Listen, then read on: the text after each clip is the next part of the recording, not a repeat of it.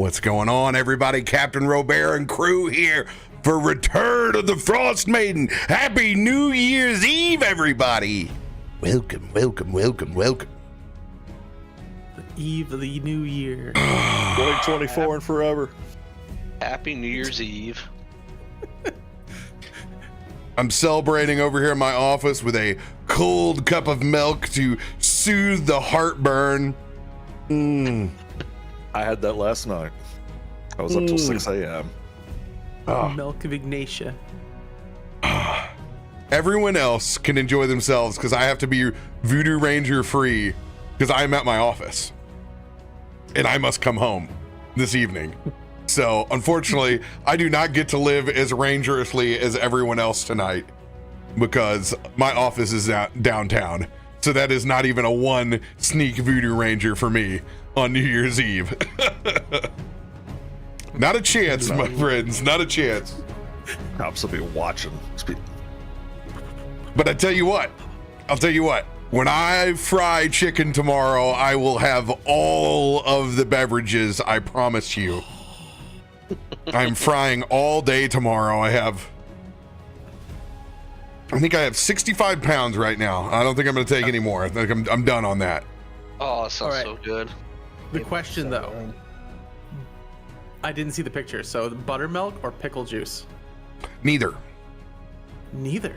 Nope, I do a 4-hour brine on my boneless wings now. So I used to buy only tenders to make sure I didn't get chewy bites, but it is very hard to buy tenders in bulk now. So I get the chicken breast and I brine them for 4 hours in saltwater brown sugar like I would my turkey. So they are deliciously tender. And in the brine process, it breaks it down a little bit. So you get this lovely, like soft, pillowy bite with it, full of moisture on the nugget side. So you just go brine, no egg, nothing. It's a light coating with that, but you have so much moisture. You get all this lovely, what you do is you kind of rough up the chicken a little bit on the outsides, and you get that natural, great fried chicken texture to it without having a heavy coat of breading. So it's the best of both worlds. I love fried chicken. This just all sounds pretty phenomenal to me. My new jam though, if I'm doing pickle, I do candied jalapeno pickle brine. So it's like a little pick me up from the Chick-fil-A style, get a little extra flavor. Welcome everyone to the food stream that is always our D&D. Yeah. Don't get us started talking because we're just going to start talking recipes all the way down the rabbit hole. Oh, the place I got the Mexican food that gave me heartburn yesterday, their burritos are like 8 inches and they're thick. That's about a 1.5 second for radio. Wait till I'm telling you, once you see this man eat for the first time, you'll rethink or what it was like to inhale. Like he's literally Kirby. It's Well, I mean, burritos and SoCal people, they just unhinge your jaws and it just goes down. I mean, Pago. maybe there's truth to hobbits and second breakfast. Short people like to eat. Hey, with that receding hairline and how tall it's starting to get, he's actually grown a couple inches. Man, mine is halfway in the back of my head. I literally have no room to talk. Mine is 90% of my head. Hey, you know what? It's cool. You guys are gonna live to 80, and at 57, I'm gonna have the big one, dude. It's gonna put Mount St. Helens to shame. So, all right, we all. So we go on the Jeffersons and on this one. Oh, this is the big one. Oh.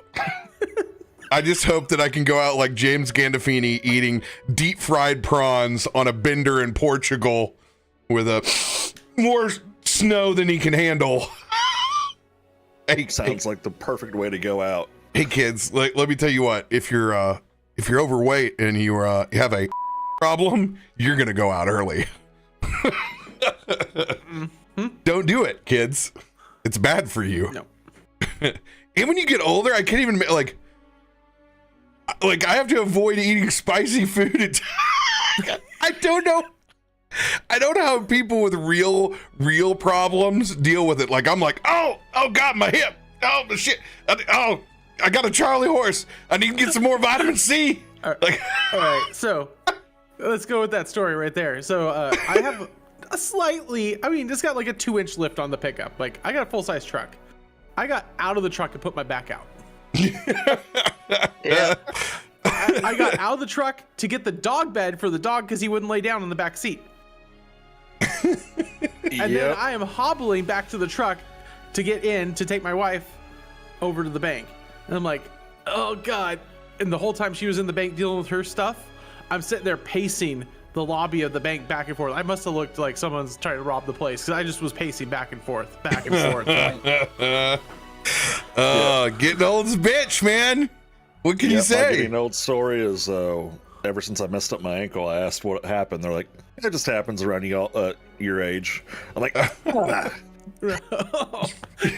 So that hurts. I can see y'all decided to choose violence today when you're spamming the redemption button over here.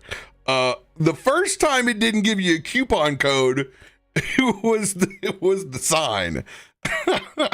So what I'm gonna do right now, well, everybody else bails me out with a couple of announcements, and I'm gonna phrase this in a way, since we have the new year coming up, you can focus on something you want to talk about in the new year while I hand out the 20 coupon codes that weren't there, and then I'm going to shut them down again. 20. Hey, if we stall this long enough, Hyroa could get home. Could get home, create a character, get here on time. His character would technically, he said, still be alive. We'll just load him in as Barton. I mean, he is a dragon god after all. Yeah, he's a dragon god now. He's good to go. Dragon God. Okay, so Lizzie Beth, I got you taken care of. Let me go ahead and turn ads off now while I'm at it. And we'll do that thing. Enjoy ad-free with ads. With 100% more ads. With 100% more ads. That's right. Everyone back from the ad. I like that. It's like ad break ends in -1 second. Welcome back. Welcome back. Hey, over here, it literally is the Fantasy Factory.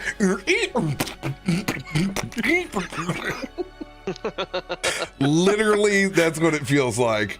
So yeah, Lizzie Beth, I got yours. The dark half. All right, you got 2 coming your way. I feel like we need to get Cap one of those like lever systems from like the flight sims, right? So the flight simulators have like those levers, but have it so it's all programmed for every type of redemption thing. So he needs more loot ones. He pulls a lever for it, just lever action. Bop it, spike it, Pop it, twist pull it, punch it. You know, Twist it. Yeah, we're not old. We're not old at all. Right. Yeah. If you guys are old, then shit. Yeah, believe it or not, guys, Black Ops is actually the oldest one of all of I'm us. the oldest one here. Yeah. All right, so here's a really good story. Somebody sends me a reel today, and it's about it's this meme where a dude is singing "Wake Me Up" in his basement. Before you go. No, Evanescence, and it is them memeing having their electronics taken away. And it's just an adult man throwing a fit in the basement. He eventually does like the Cyclops eye. And I'm like, my buddy sends it to me and he's like, I relate to this so hard. And I go, buddy, I'm so old that my parents didn't know electronics to take away from me. Like, I was like, I had my Etch-a-Sketch taken away. I said, by the time we got the Nintendo, no way, dude. No way. They didn't know how to operate those electronics. Who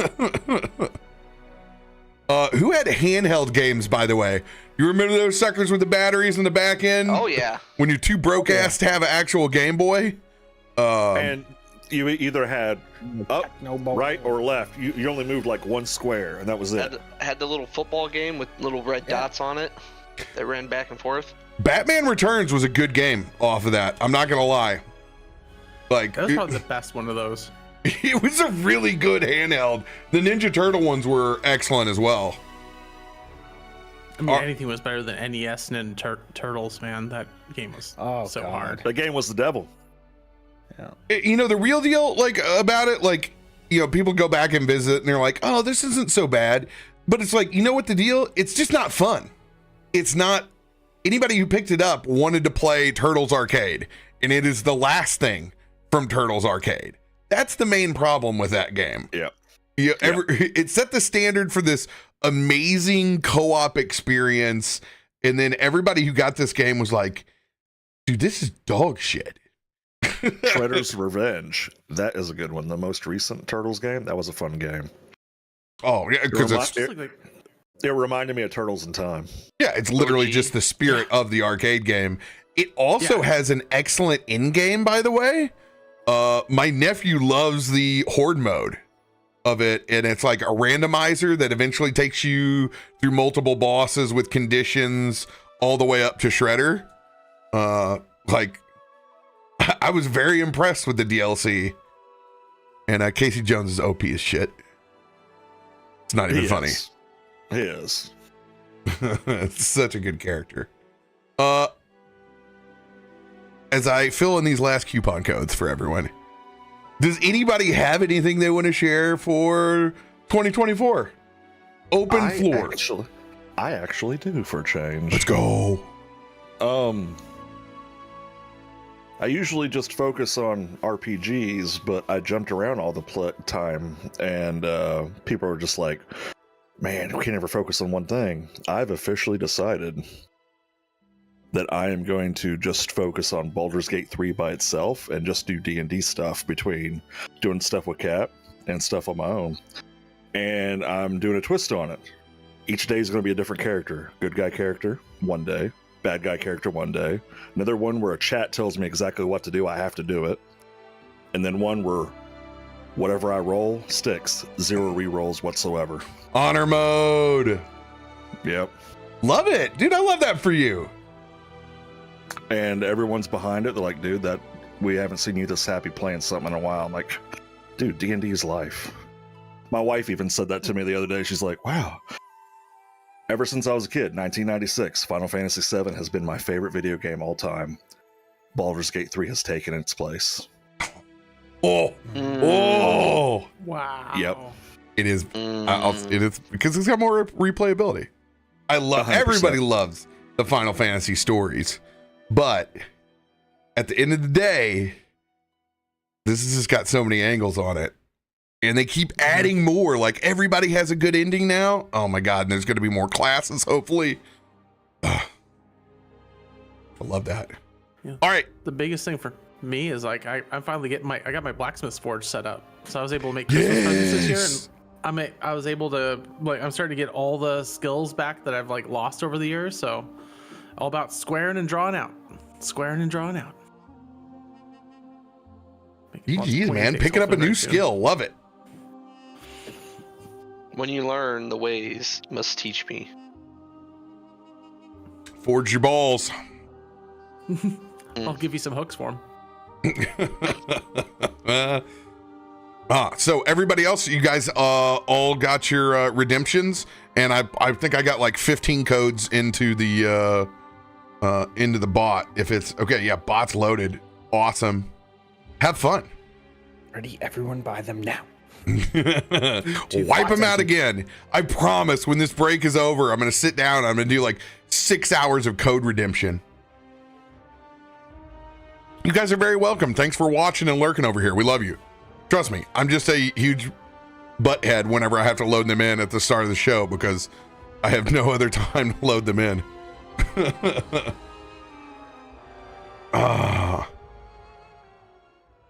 Cap, are you going to take that diss from Mistennial? I don't read his chat. You just said you're starting to look like him. Starting to look like who? Him? Yeah, he's foolish. He hasn't looked in a mirror in years. All right. And Stenio could only hope to look as good as me. Remember the day that he still denies that he walked across the screen butt naked and he claims that it was his kid? Yeah. Yo, I tell you what, your kid's got hair in places he shouldn't, all right? Bro. And the fact that it happened after the episode too, we're all like, oh thank God it wasn't live. Oh Yeah. Yeah, that's post game, luckily. Thank you guys for joining us. We wanted to put something together and have a little bit of fun, and the mods were up to it. They were like, hey, sure, let's play D&D again. And I was like, you guys really can get a hall pass for D&D? And they're all like, yes, please. Dear God. I'm sleeping already. Take me I woke her away. up when I went downstairs and said, all right, we're going to start now. Okay, right now, I did this for in-person D&D. And it's a lot like the game show, and I just lost its name. Oh, it's got toothbrush in the name. I can't think of it. Everything but your toothbrush? Too old to remember it. Who here had a small... Don't forget your toothbrush. Don't forget your toothbrush. Thank you. Who here today had a little smoky out of a crock pot? Me. No one? Not us. No one. Did anyone honestly in chat have a little smoky today out of a crock pot? Looks like Dark Half. Here we go. Since they can't receive the inspiration, you will. All right. Second classic. Did anyone have Rotel Dip or Party Rye today?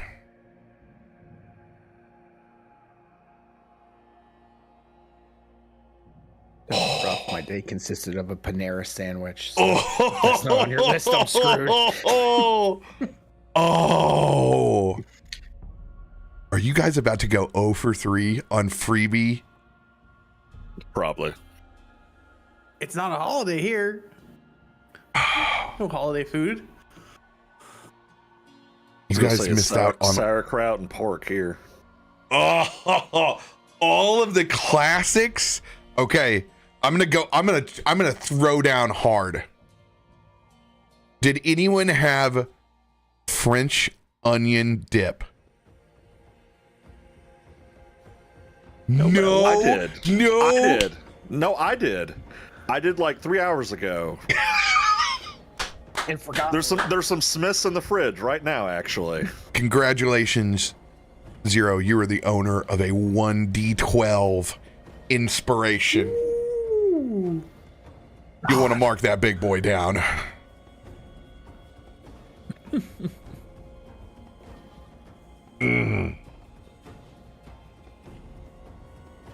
Good deal. I'm glad we could get there. Chat, I'm glad that you guys had a standardized New Year's Eve, okay? I'm starting to get worried about these fools. Whoa, Why let's think we be play real. D&D? We canceled to come to D&D, so... Nobody said you had to cancel food today. Nobody. It is a grazing day. I was eating out of a crock pot by noon, okay? And it is 9 o'clock my time. At a Slim Jim? It looks like French onion dip in Hyroa's picture, so we should get something. The thing is, I wasn't even supposed to have it. I got it for my son. And I'm, like, I'm gonna have some. Can't turn down the French onion, dude. We call that taxes in my house. Yeah, parent taxes, exactly. Yep. Beautiful. Well, when we laid down and we decided we want to do something, I thought, you know what? It is getting cold as hell out there right now. No better time to revisit the old cold north, the home of the hand heated sausages. Good old Arswindale.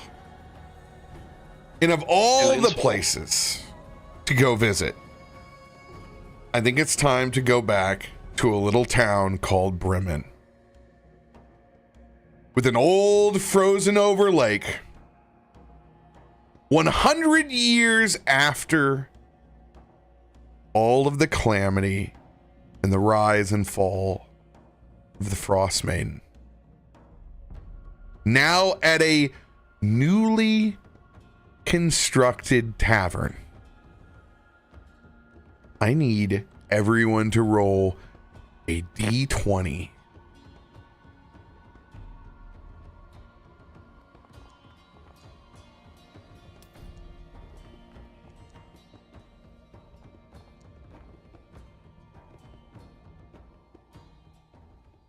Maddox coming in with that low roll, baby. Good to see it is continuing to carry over. That makes me so happy. Maddox, first describe yourself arriving on the actual outskirts of Bremen, coming in from the snow and ice. Matter of fact, it's probably a great time to give ourselves one of those good old-fashioned weather checks. Yeah, I was about to ask. Fair. It's not bad. The conditions are amicable. It's still cold as hell, and there's a light, brisk breeze and snow. More snow being blown off the tops of the caps and the plains than there are actually falling down on the ground. You can see the warm hearths in the distance. What is your method of transportation currently? Maddox is currently just walking. As he kind of comes out of the woods, approaching the town. He's dressed, I mean, obviously he's dressed for the weather. He's got heavy furs, in leather, his jacket, pants, thick boots. Yeah. Do notice his gloves are very thin though. He likes thin glove. And he comes trudging through the snow with a bow on his back and what looks like some form of alien tech rifle that looks like it's been around for a while. If you had to guess, probably been kicking around for 100 years, this rifle. Probably well wrapped also in fabric as to not let anyone else know that you had a boomstick. Under his cloak. It's like under the back of the cloak, yes. As Wayne from Static X continues to push it.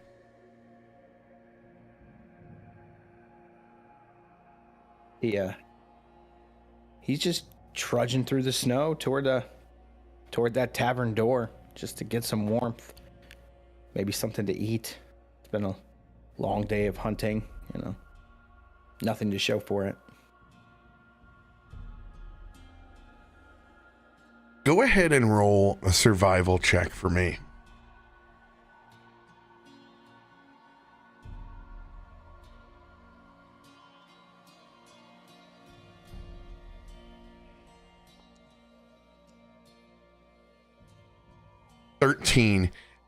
It's that last hour push where it looks far closer than what it really is. And it's a bit of a trudge, but you finally kick open that door towards the largest inn. And I need you to roll a perception check.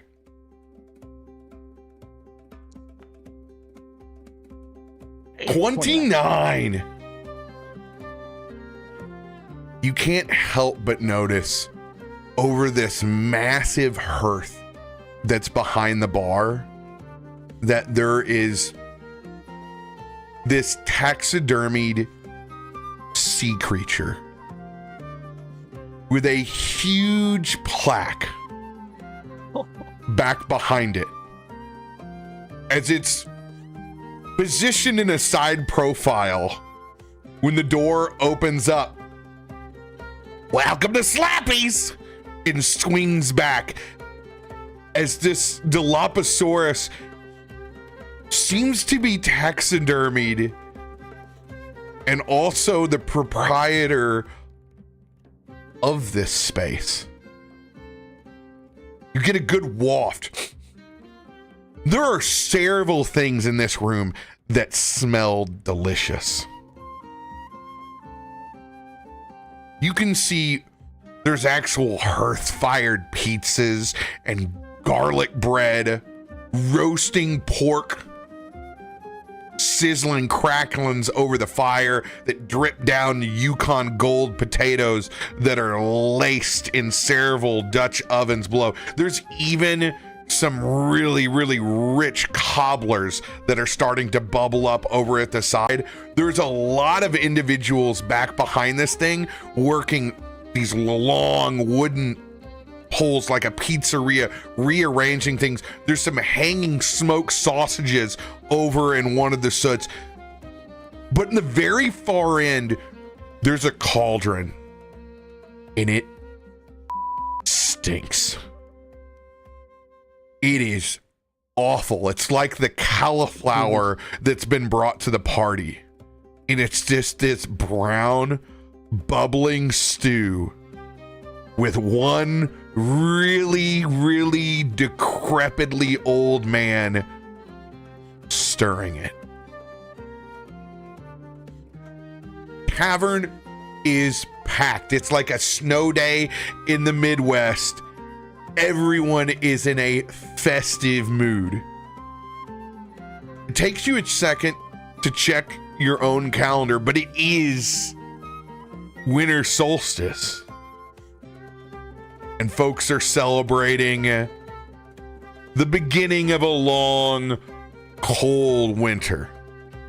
But there's no better way to turn over into the winter solstice and into the new year than some fat celebration.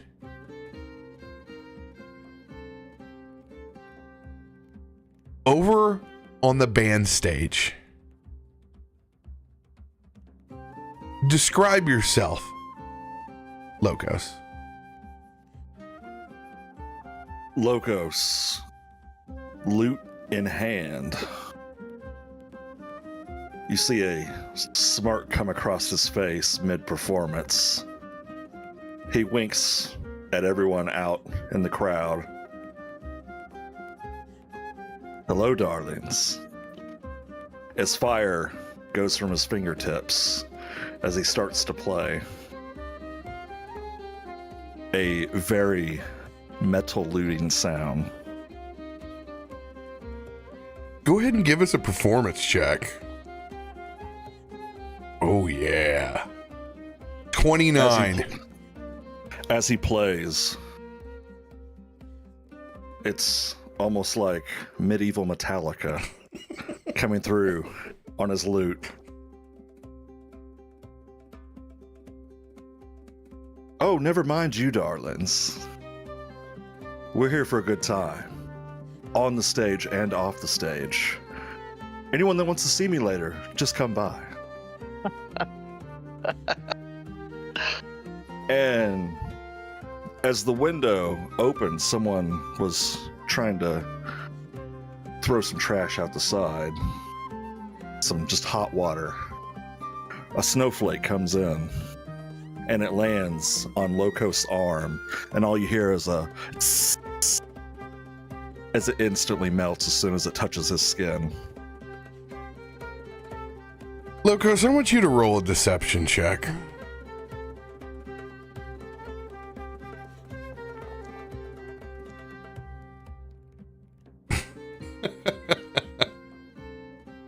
A 10. Bartender looks up and hears your spiel. But being the booker, they know no one wants to come to Arswindale, especially not to play the end of their year. But somehow, in a stretch of bad luck, Much like a comedian having to close out their show in Alaska to end the year, you had to take the gig that you could get. And Slappy the Slappopotamuses was definitely the last on your list.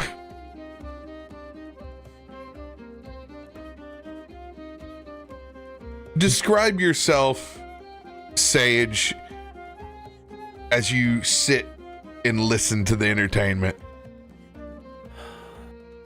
Sage will fluff his jacket out away from him as he goes to sit down, making sure he doesn't crease the tails on his jacket. At least it's warm in here. Give me a drink and some food, please. And Sage will be brushing off any bits of dust, snow, anything he could find on his jacket, just even a ruffle on it. He'll sit there and try to smooth it, like preening, making sure it's all even, crisp. When you make this gesture, you haven't even looked up to see who it is. As your hand brushes across the largest calf that you've ever felt. Oh, well, at least you'll be able to get a drink for me. Good for you, working out up here. Describe yourself, Delarian. Sitting next to you, and you're gonna look up. You're gonna see massive, half giant, 11-foot tall, probably 630 pounds of pure, just stock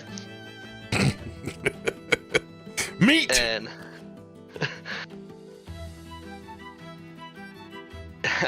he's gonna look down at you as you ask him to get him a drink.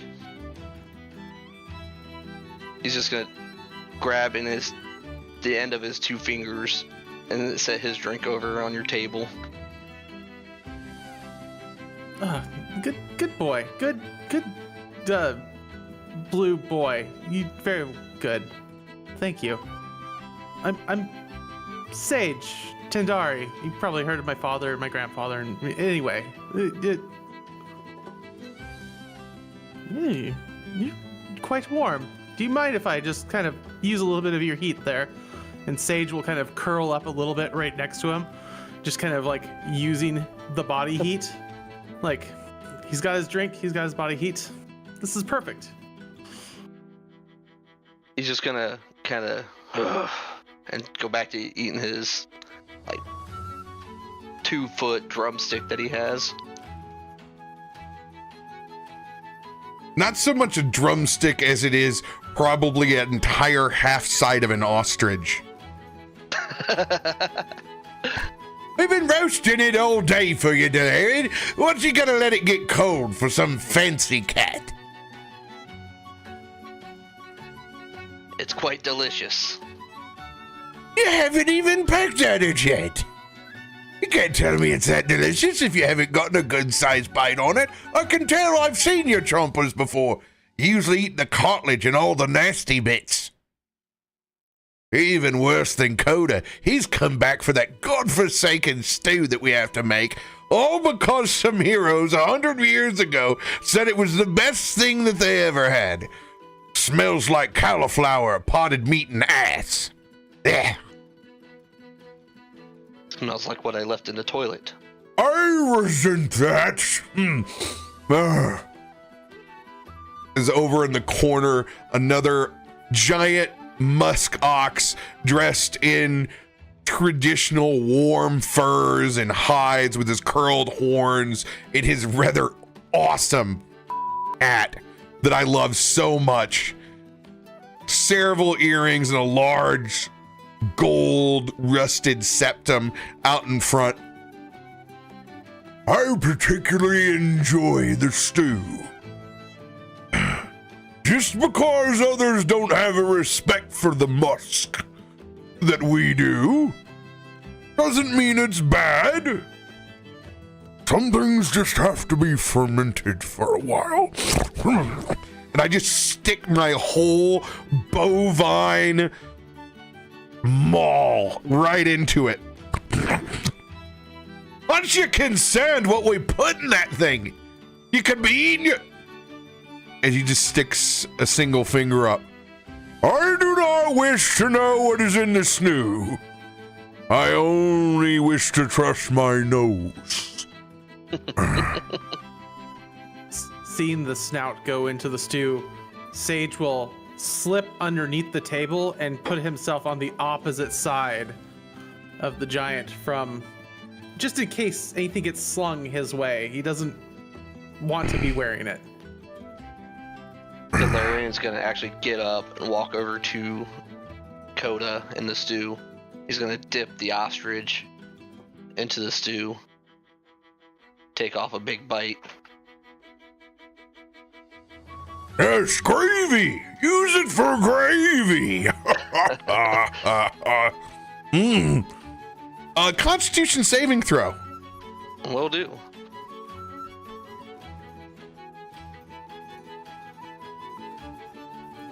Now we're con save. Bam.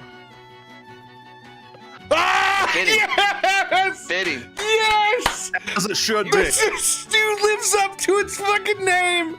Oh, so many months later. You're a big man. Mm-hmm.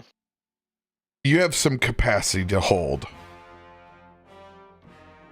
But everyone has their limit. I need you to roll a 1d4. 1 is north. 2 is east. 4. Right back on the cat. Your eyes get as big as bowling balls as you look Kota dead in the eye. And it's like slow motion. It's good. Before this projectile, the width of only a dragon's breath, could heave. A literal cone of vomit. 60 foot. It's so strong, it's like Scary Movie. It takes one of the tables out, including my stew. I have to make an athletics check, or no, I need to make a strength saving throw to see if I lose my feet. 22. As I grab onto the table, and it's just, it's like a fire hose coming out of you. It just unleashes this torrent of hot dog vomit and godforsaken everything else. Kielbasa, mashed potatoes, maybe a little bit of sauerkraut. What else was fermenting in your stomach all comes out. The back window blows out, shattering.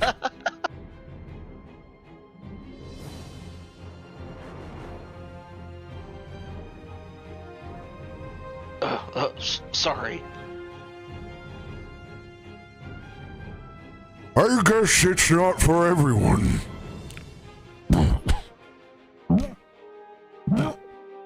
Is now getting a waft of your brew.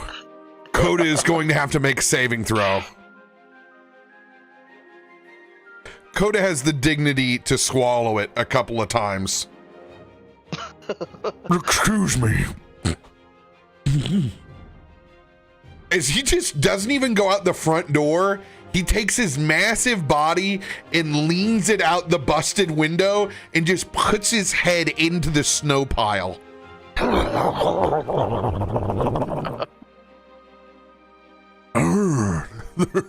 That'll do. It's been a while with someone as big as you. You get the picture.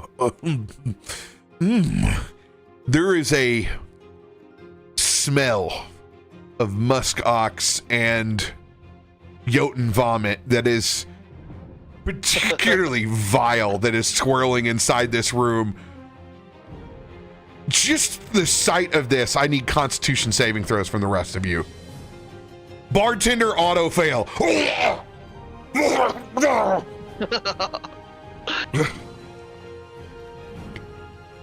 Yes.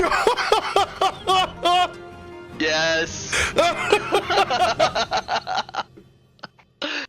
This Locos, oh my! And it looks like magma. Sage is over there retching the largest hairball you've ever seen. Oh, the cat hairball foul. No. It's that noise you hear at 2 a.m. That's it. It's an absolute evacuation. The scene is so bad that we're skipping time 30 minutes later between prestidigitations, cigarettes, people going outside, literal mage hands and mop buckets. There are easily 50 people outside now smoking, just trying to get rid of the smell. Locos, you've actually burned yourself in a small area to play outside since it's comfortable for you among anyone else, but you have literally given yourself a self-ignition. You've brought the remix back. You have fire encompassing yourself while playing outside. We pick back up an hour later. Food service is literally shut down. All we have left are the canned foods and the pub mix. Everything else was deemed to smell too horrible to eat. But it hasn't stopped everyone from drinking. As over on the outside, a new keg was tapped. And after some proper ventilation, folks are slowly making their way in. But not many. Mainly just us, the bartender,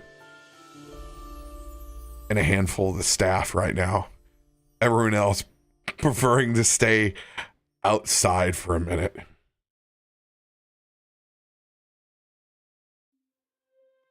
Being a little leery of what introduced Sage to the people in this room, Sage is tending to stick a little closer to Locos after spending the last 40 minutes outside very close to him, staying as warm as possible.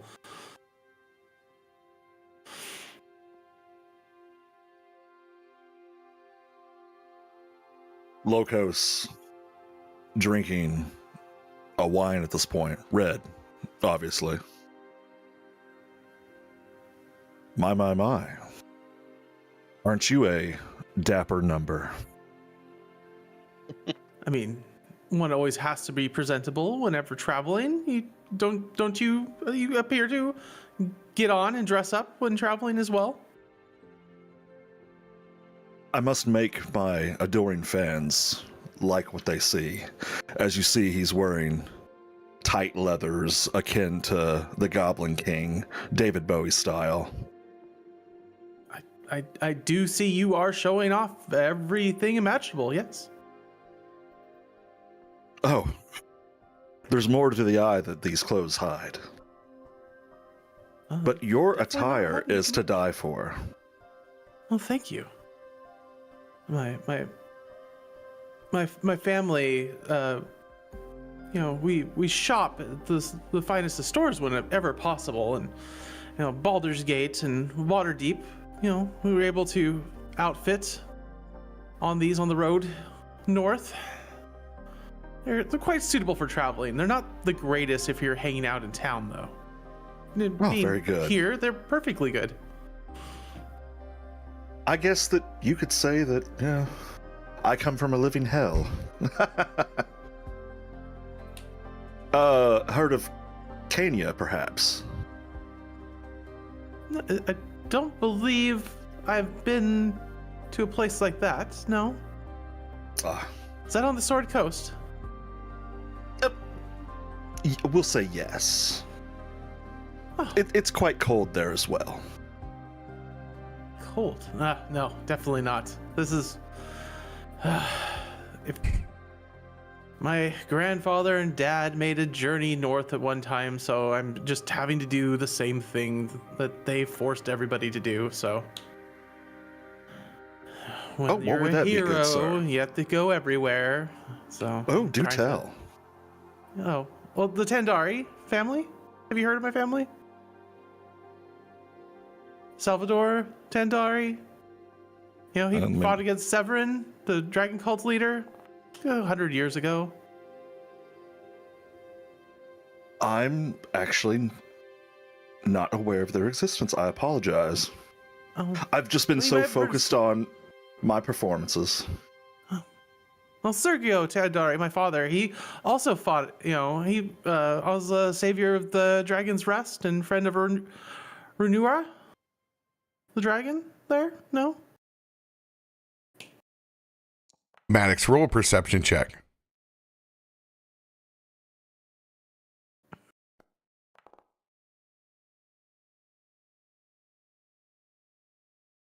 $27. You're overhearing this entire conversation.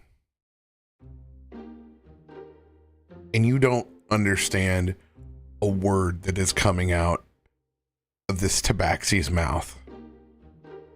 Better yet, he's dressed like Rick Astley with colors that don't even match. You don't know where this cat has come from. And you can even see the bullshitter of bullshitters that's next to him has lost the ability to continue to carry this conversation over aristocrats. Even that shitlord doesn't want to lie about knowing.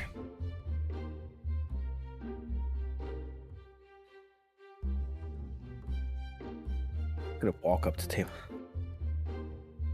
Look, Oh, thank goodness, man. I mean, hello. well, hello there. Hello there. Could you play us more music, please? No one wants to hear this. And you, with your rich family, come on, everybody knows somebody.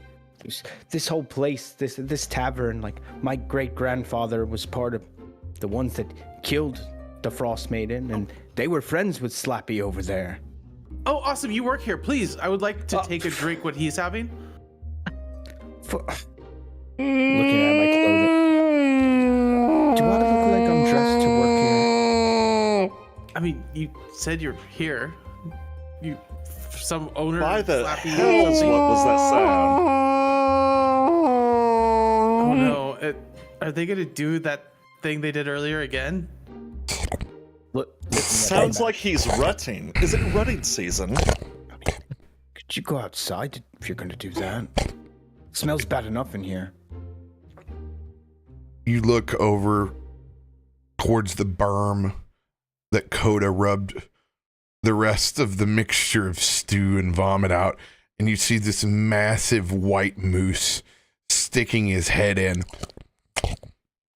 lapping it all up, including the berm and all. Oh, God! Why? That's just Bloodhoof. He's hungry. I'm hungry too. Not hungry anymore. It's delicious. I told you to get that thing up and over in the stables. You never listen to me. Hey, just because you're a big son of a bitch, and this 3-foot halfling goes up, he's right up to knee height. Doesn't mean you can come up here to little slappies and disrespect him. If he was around here, he's steaming so hard, he goes in for a headbutt, but he goes in for a headbutt at the side of your knee. Just,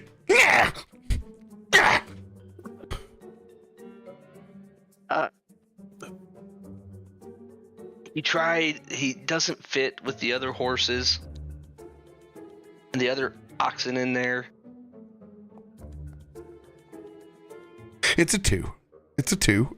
It's I connect, but it's one of those slow-mo YouTube camera style where you can see the ripple in my face, and I hit on the side of my temple, and the bartender just drops right there, out cold, down. You killed him. I didn't move. What'd you do? I didn't move. I'm gonna pick him up by his shirt and lay him on the table. One of his teeth is stuck inside of your knee. That's disgusting.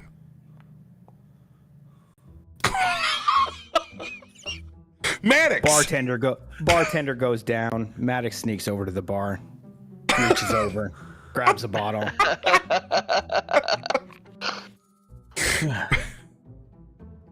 Bottle procured.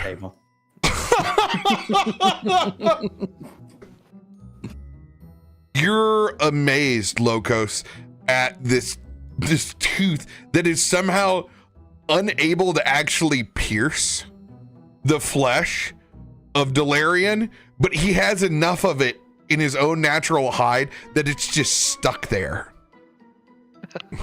Like a bead pushed into a cushion. Oh my, look at this absolute unit over here.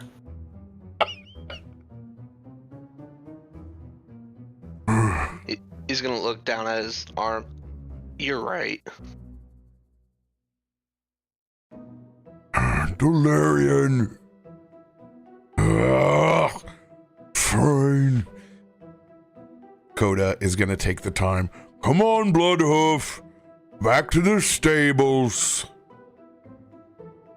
When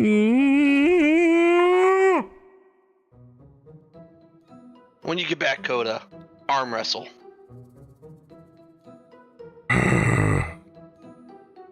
I'm already tired of carrying you, Delarian. As Kota makes his way out, he's like, go, go, as he pushes this giant white albino moose ass out the window as it's continuing to lap up a little bit. You can't do that. They put bleach on that. Bloodhoof, come on. Stealthy one. Maddox, I need you to go ahead and roll me a perception check with advantage. How to roll advantage on these sheets? Same way we always did. Hold left shift. Oh, is it? Okay. Couldn't remember. There we go. Uh-oh. Oh, still 21. We made a character to prove it from yourself. We have the technology. After you scored your bottle and brought it back down to the table, there is one particular table of 3 younger gentlemen that catch your attention. Somebody's shuffling. And it comes across your mind that there might be some suckers to be found. But the longer that you watch, it doesn't look like they're dealing themselves in to a game of chance. Where did you pick these things up? I told you I found it back in the stock room. Whoa. Look at these things. You can see on the back of the cards, there is this gold gilding in Sylvan. And small fairy wings. And as the one young adult shuffles, it's almost as if there's a strong gust of wind that combines those cards back together again.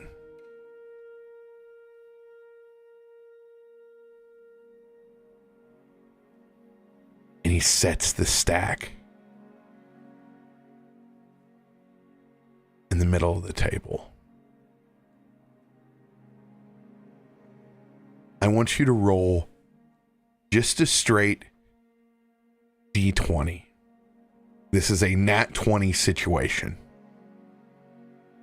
Oh man, I just used it up. Come on. Do you want to use a luck if there is one that's come in? I'm not sure. There, no luck has come in. We have all the D's. Bidding. There is something about these cards that's unsettling. But you just don't know how to place it. Do you tell anyone else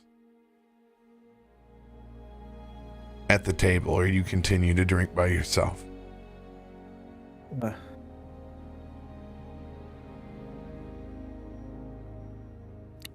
I would have pointed out to the other people at my table, like, oh, I don't know what they're doing over there, but I do like cards. I'm gonna grab the bottle and walk over to their table. Well, here, would you gentlemen care for a drink? Like, what kind of game we got going here? It's kind of catches them by surprise. Anything? We don't have a lot of money. As you can see, there's two very, very empty water cups on their side of the table. And it's not that they're underage. They're young adults. They're greenhorns. Definitely look the likes of someone who's taking a rough job up north. Let me fill those cups on me as I fill their cups with my bottle of free liquor. Oh, sir, that's incredibly generous. Thank you. Sage, Locos, do you do anything when Maddox makes his move to the other table? He took the drink he was going to get me over there. And I'll follow it with eyes, just daggers in my eyes, staring over why he took my drink and took it away from me. Oh, more adoring fans. And Locos follows. Oh, yeah, they look up and they go, yeah, you're the guy who can melt the snow. As they have no recollection of your actual deeds.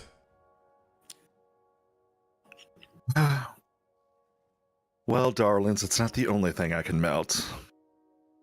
But go on. They kind of look back up at you.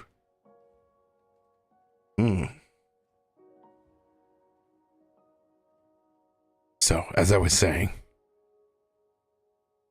you need to concentrate. As Sage, you quickly realize that they aren't playing a game of chance over here at all. There's absolutely a fortune teller reading that's going down. Okay.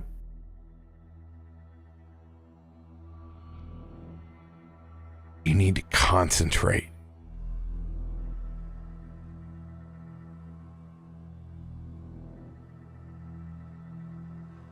Go ahead and roll a flat D20, Locos and Sage.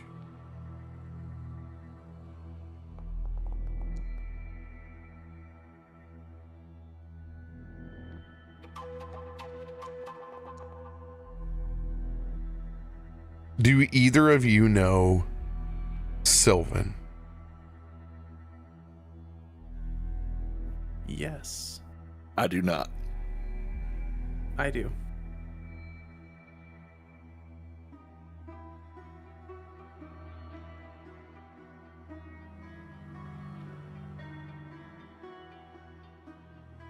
There are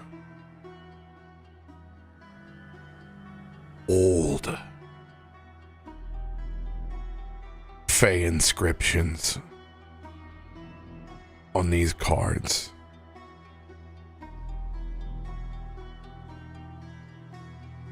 You're able to make out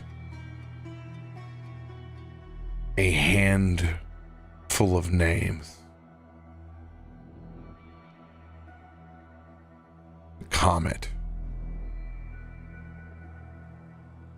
The Idiot.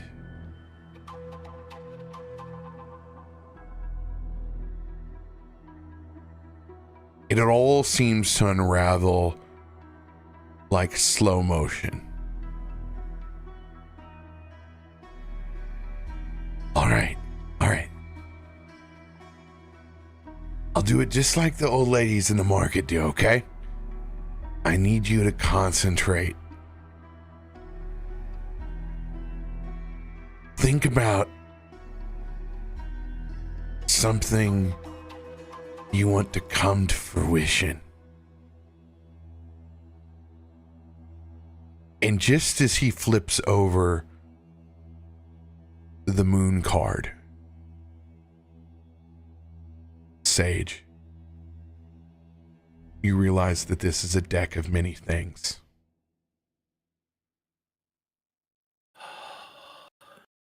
As the Sage wish has been card slowly- is pulled,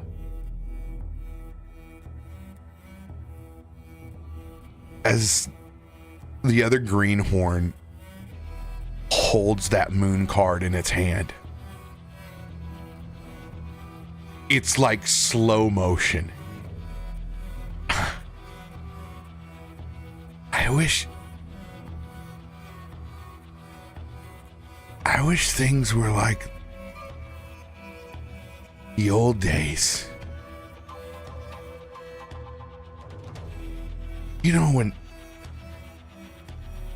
when everybody had opportunity. The way it was, like the old timers talked about.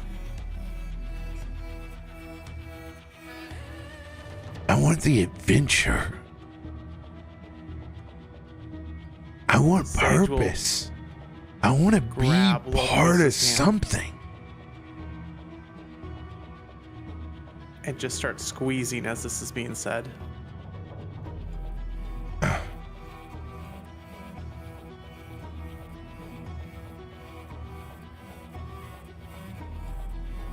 I want to be a part of the stories of the past.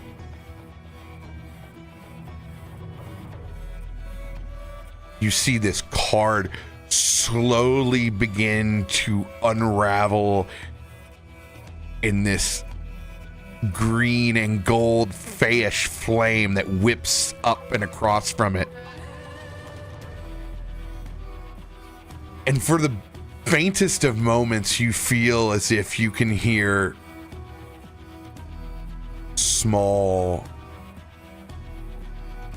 fayish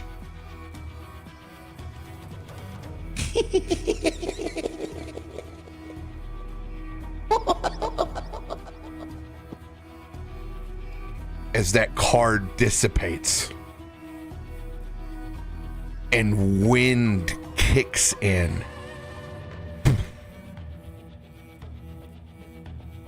All the shutters blowing back open again with a stronger headwind than you felt in days. As it starts to snow, almost blizzard-like conditions.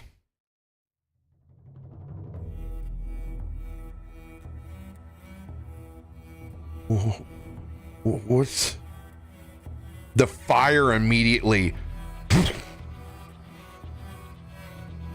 goes out over the hearth.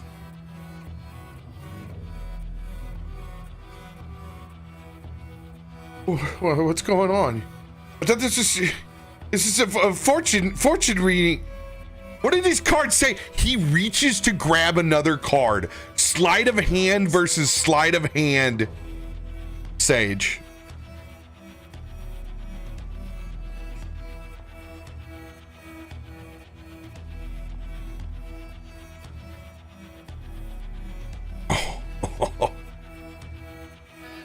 you're able to just stop as he goes to try to pull another card from the deck of many things. Your wish has been granted. Just wait on pulling another one. What do you mean? Oh, you asked for adventure. I think you earned it. And Sage is just gonna smile, just the biggest, toothiest smile he can, and his eyes will just glow and flicker to the light of the fire in the room. Oh, it's so beyond anything you can expect to know right now, you foolish child. But we are going to have some fun tonight, and for a while. It's really coming down out there right now. Can't see anything. I couldn't even make it back to the stable. As I come back through the window with Bloodhoof. What happened to the fire? And he's still unconscious over there.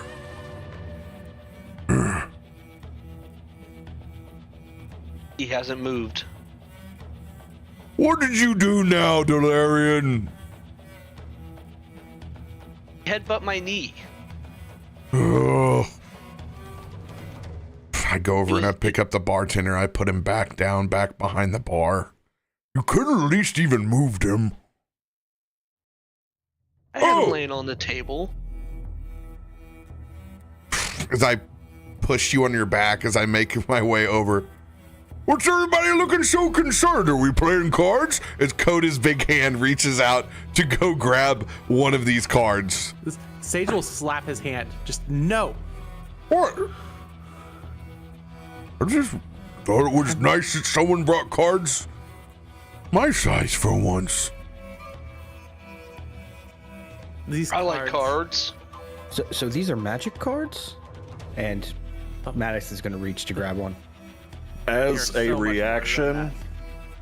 reaction, better Locos is going to use his mage hand to slap the top of the card so no one could touch him. And just have his mage hand stop on it. Yeah.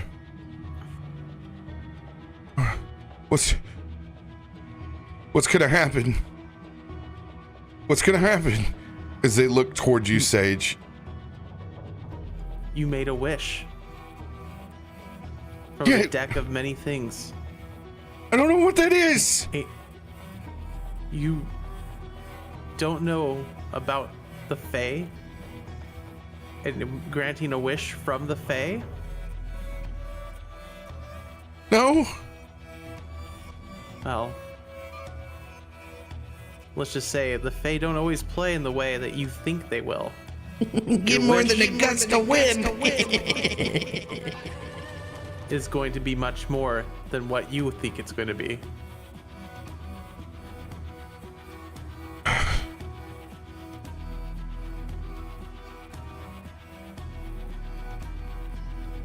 You're freaking me out, man. You should be. It's your wish. What are you acting so creepy for? Take the cards. They're gonna try to reach underneath your mage hand, Locos. Go ahead and roll a spell attack.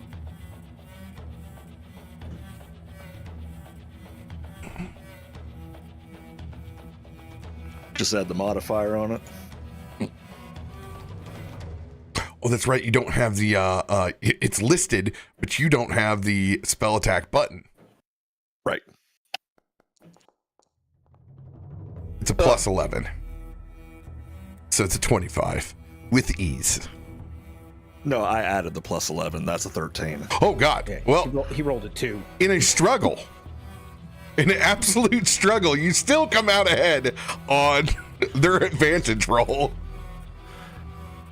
My dears, this is not a time to be playing with magical things that you do not understand. Listen to Mr. Sage here. You've ruined my mood. My wine is gone. I don't even want to party anymore. And it looks like I'm at home again. Do you know how long I had to escape Kanye? Kanye? Would you like Yes, some whiskey? Kanye. Are any of you familiar with Mephistopheles? Why are you saying demon names around here now? Oh God, Well- we're gonna die here, aren't we? It's some sort of cult. That's where I'm from. I knew it. I knew it. I knew it. We saw that cat when he was in it. He's got to be one of those Rakshasas. Sage is No, going to dear, use I'm a rock star. Not you, the cat. Why are we talking Sage is about the gonna cat when jump. we can talk about me? You just got like partial Into the demon middle of the blood. The table. cat's probably. Sage is going to jump into the middle of the table on all fours and just hiss and swipe out with his claws to get everyone to get back from the cards. I told you he was a Rakshasa. And then he's going to pick up the cards and put them into his coat in the inner pocket. You have to contest that with Locos. Locos does not struggle with him at all. He trusts Sage. He'd lift his hand for Sage.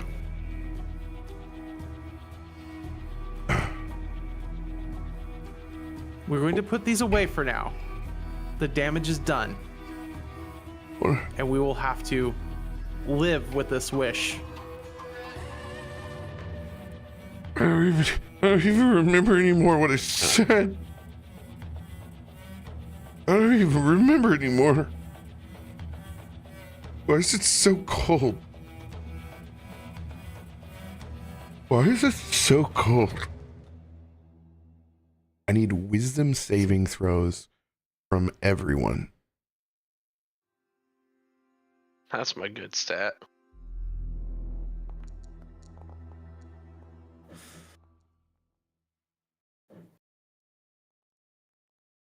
Frick yeah.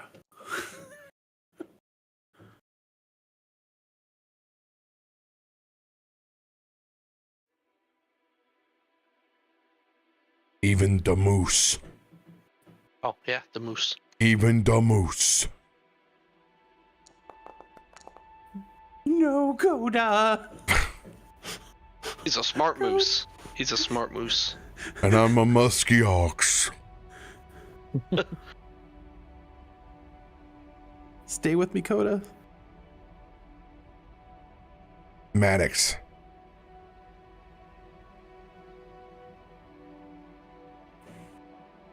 You hear a call in the distance. That's completely unfamiliar.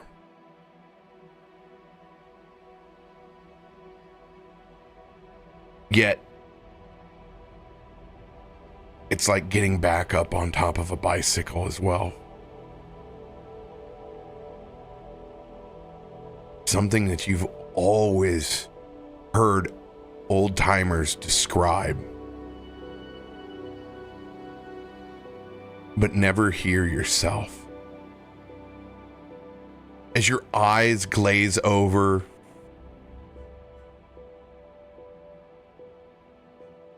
and your eyelashes freeze.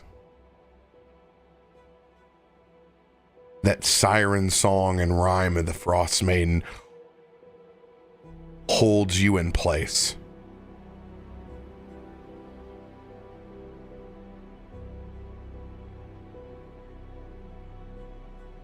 You look back over towards Kota. Kota is frozen in mid-fall. Both of his knees down and his head is tilted sideways before completely freezing in place. In his spot, the same way, glazed over look, inches away from hitting his temple on the side of one of these bar tables. Locos.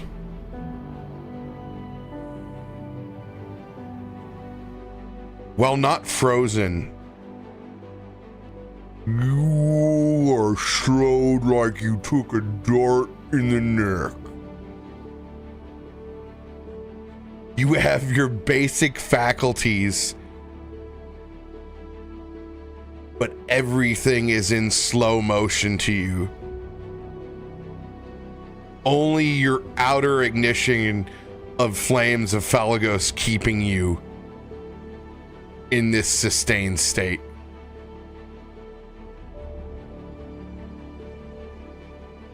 Blasted cold. Said I'd never go back.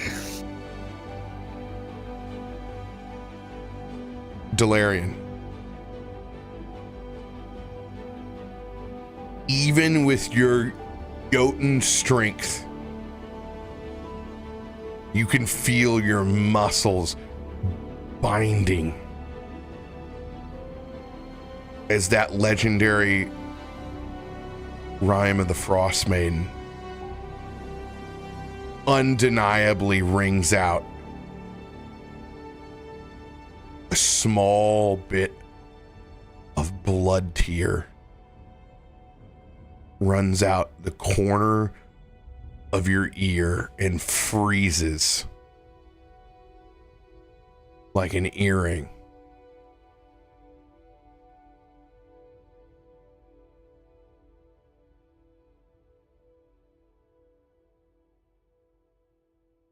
Sage. It's just you and the moose. As everything comes to a standstill.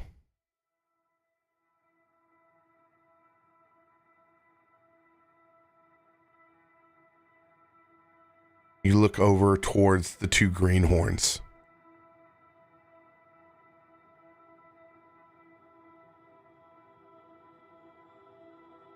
Your skin beginning to turn blue.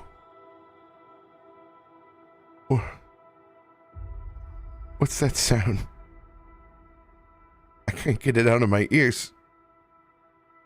I'm so cold.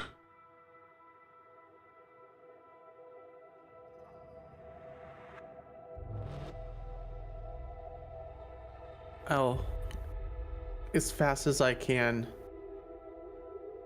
using my feline agility, I'll try to make sure that the table is not going to be in Kota's way as he goes towards the floor. Since something's happening, but I don't know what it is. All I know is he is falling, and at any time he could probably keep falling.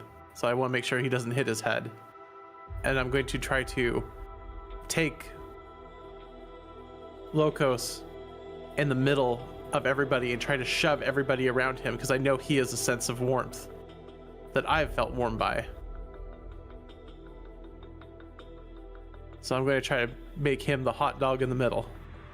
What are you doing? I don't know what's going on, but I know our bard friend here, while extremely talented and well-packing, he is also well-packing in heat. So you've noticed. Stay as close to him as possible. Stay close to the moose as well, since he has some warmth to him as well.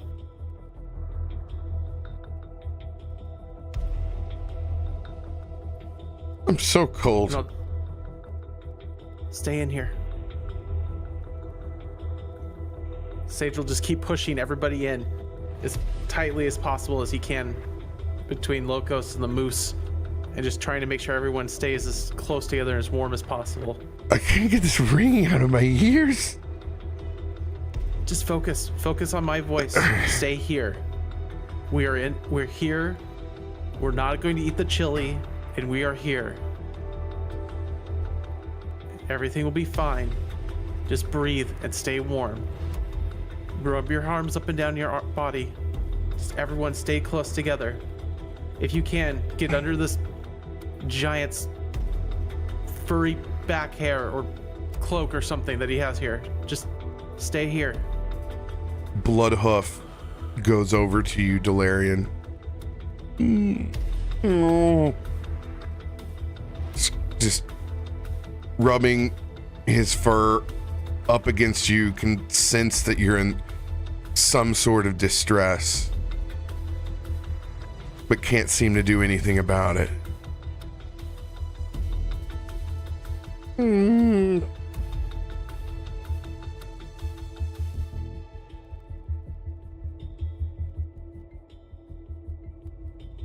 gather everyone up, but their condition doesn't seem to improve. It seems to get colder and colder, to the point now where Locos is aflame,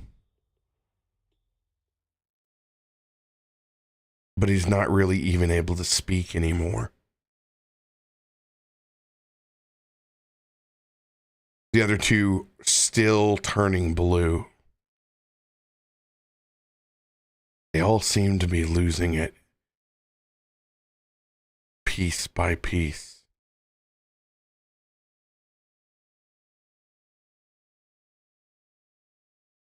What can I do? Try to pile some lumber, set something on fire. Like, nothing could get them warm. Locust, stay with me. You funny barmaid person, hair dude, you stay warm too. Never got your name. Delarian, you big unit man thing, stay here. Kota, I don't know how you're floating, but just stay here with us. I'll just lock eyes with Bloodhoof. What can I do? How do we keep them here?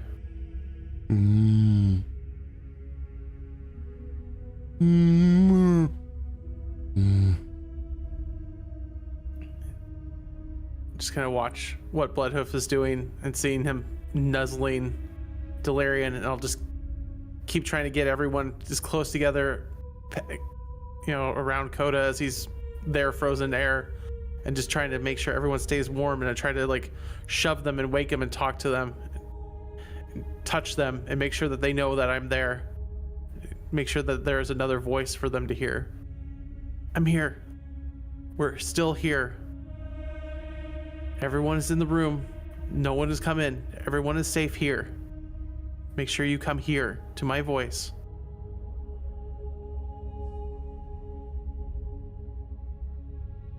Is there anything religious you do at this time?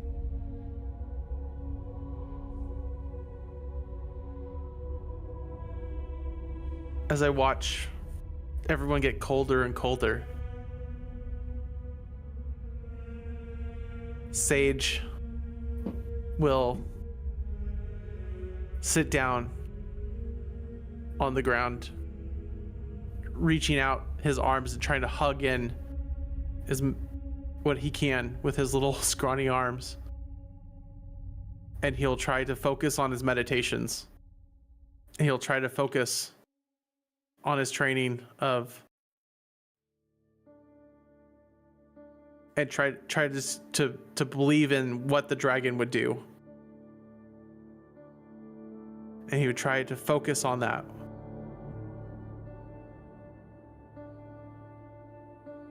Start breathing. As you begin to meditate, you glance towards your pocket at the deck of many things.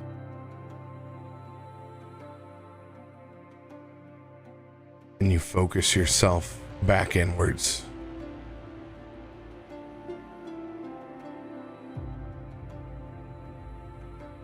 I want you to make meditation wisdom save with advantage. DC 24. If you would like to add anything to this roll, remember we're on D&D, so you can add it afterwards.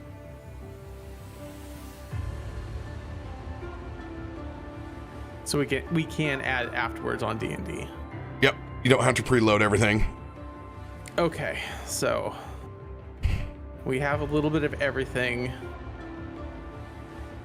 and I have advantage already. Okay.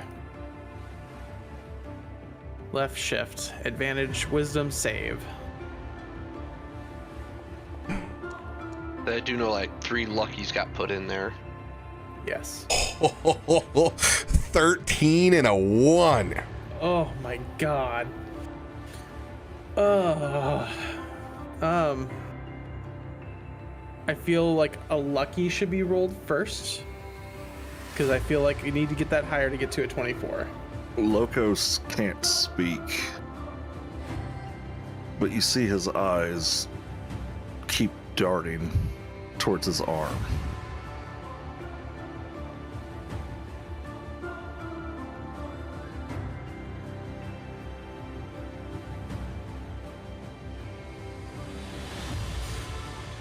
And he's doing that to Sage. Arm. I know. I'll breathe and I'll hug his arm. As soon as you do that, Breathe. his fire travels down his head, across his shoulder, into your hand. And you can feel power coursing through you as you just get a 1d10 bardic inspiration. Okay. All right. Let's use a lucky. Burn Reroll one of the those. 13, or actually the 11. All right. Oh, much better. There we go. Oh, all right. And we'll use your bardic inspiration. And you said it was a D10, which would be D10. 20.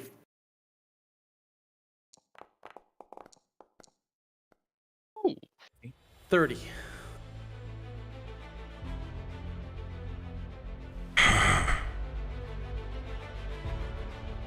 You're able to slip into your meditation, regardless of the rhyme of the Frostmaiden, regardless of the predicament that you're in.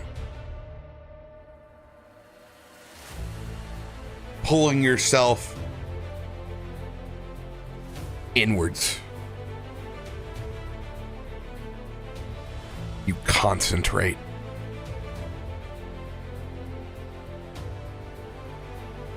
Trying to think of a way out.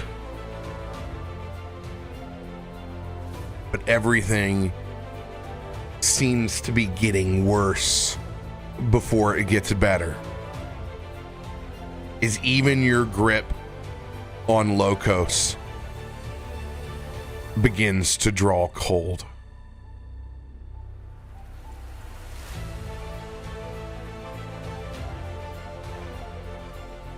Holding that meditation,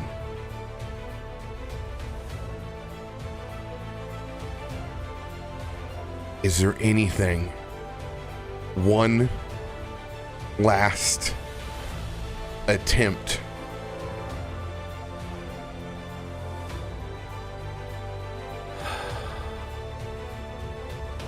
As I sit there in meditation, I would think back upon those who have trained me in the way of the dragon, into the past masters of their trainings, and if there would be any lessons learned when dealing with such cold, and what you would do to stop what is happening, what is a story or anything. And if I couldn't come to an answer, I'd reach into my pocket.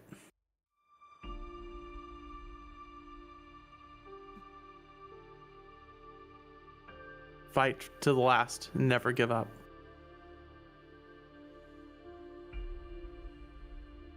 there's a clarity that washes over you.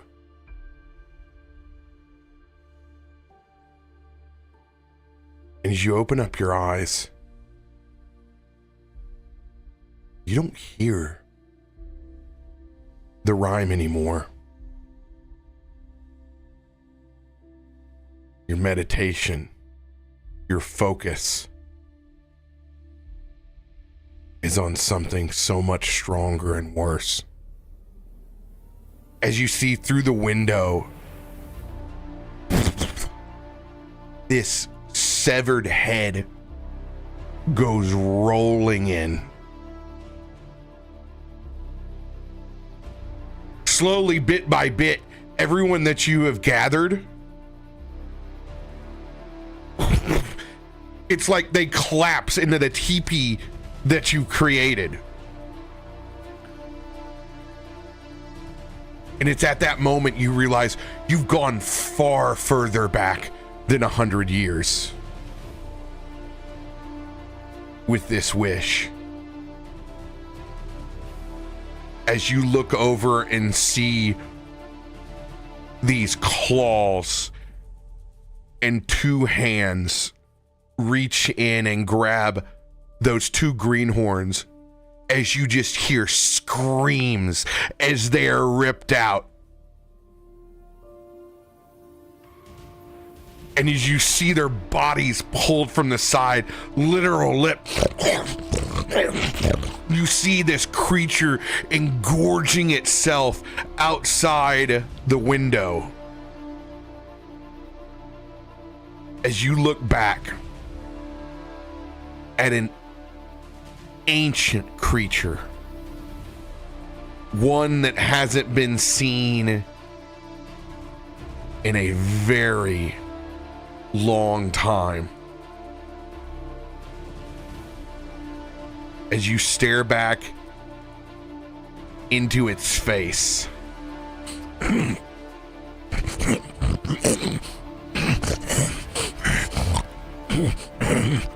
almost all teeth bearing down as its stack of bodies that's next to it are almost 5 feet high that it's standing on. As you look at the grindle,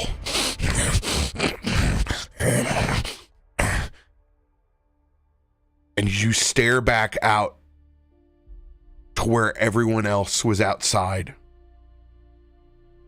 you see just disfigured bits and bodies of the Forsaken that have been torn apart.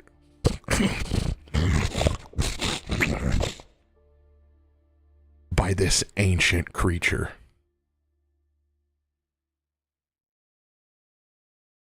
And that's how we're gonna roll initiative on New Year's, baby. Hell yeah. Go. Oh, the thing's so big. I don't like it. That's what she said. I think it's massive, and I'm fucking huge. So just to kind of give an idea of like my size to scale for Sage, 40 cat versus 40. 40 is the size of Darling. That is the size of Sage. That is literally, and this thing's bigger. Right here, snugged up in my armpit.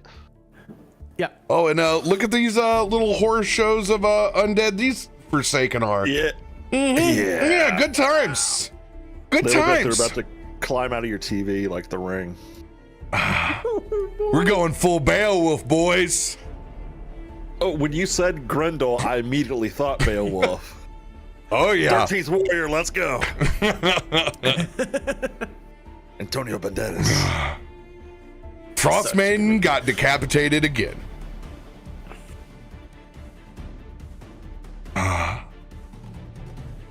All right, it is 10:52. Now is the time to go use the restroom real quick and replace your beverage before we cheers to the new year, baby. Let's do this. Chat, join us if you got those Voodoo Rangers. You got anything? Doesn't matter what it is. Fill the glass with water. I'm doing the same. Let's bring this new year in here in a second. I'm drinking Kool-Aid. All right, I'm gonna run my ads right now while we're on break. We will be right back, all right? I just went so you guys can go if you want. Yeah, I'm good.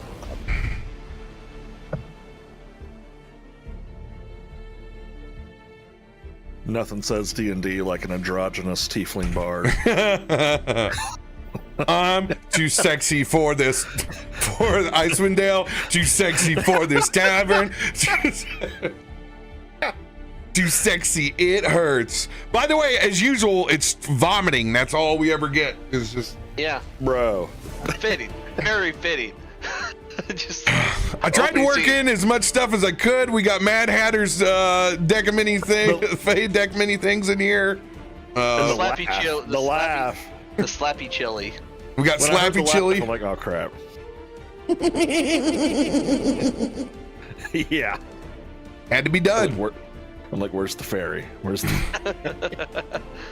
I wanted the red herring to be the Frostmaiden, but I didn't know until last night. I was like, oh yeah, Viking Hall, we're going full Grendel on this one. The original absolute terrifier of the Viking Lodge, all in one. The entire story is going through my head right now. I think it was the first novel in history. Is that correct? I don't think novel, but I think you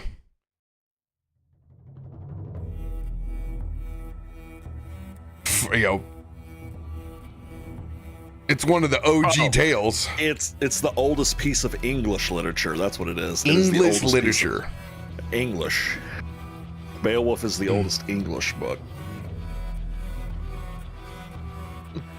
That's where I was confused. It took me a long time to settle on what piece of artwork I wanted for the Grendel, but definitely Crispin Glover's creepy ass one from the movie. I was like, yeah, that. And they didn't have to use much prosthetics for Crispin Glover.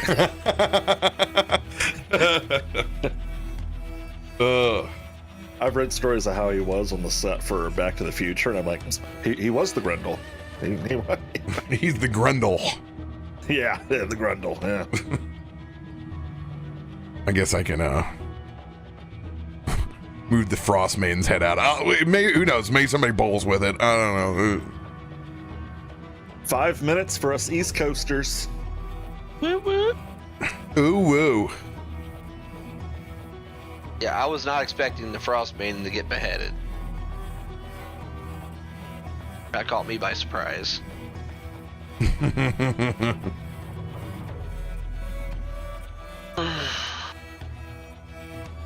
By the way, are you able to see this map, Zero? Like I said, it was just the first one. Yeah, I've been just the able to first see one. The bar. It's like that in the other campaign too. Yeah. The tree. For some reason, I could. I'm thinking it's because my computer's like 5 years old. That might be it at this point. Hold on, we'll get 40 cat number 2. Hold on. Ugh. Come here, fatty. Ugh. All right, I'm gonna use the restroom real quick. That's more of a sage right there. That's I totally cat? expect you to be. Yeah, that's about sage to Delarian's proportions right there for everyone. Yes. This cat is fat. We gotta move this way. There you go. That's the trench coat. He's a thickums. It's not fat. He's got a fat pouch right here. He's not fat. He's just well put together. My wife laughs because if she'll go to bed, our cat will sit on her belly and chill.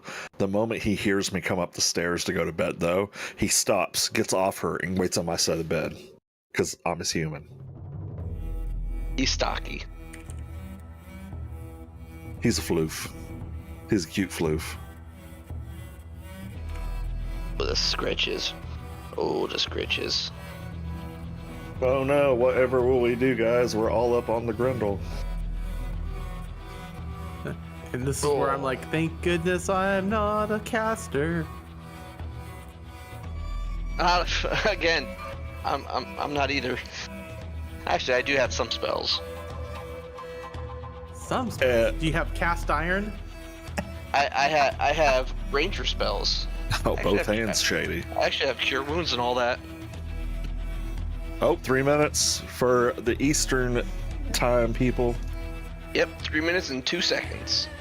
What my wife and son are watching an amazing fireworks show in the living room. I can literally look through the dining room into the living room and see the TV if I look over my left shoulder. Because both doors. What are they watching fireworks on? Or just outside? Oh, I don't know. It could either be Paramount or Peacock. I don't know.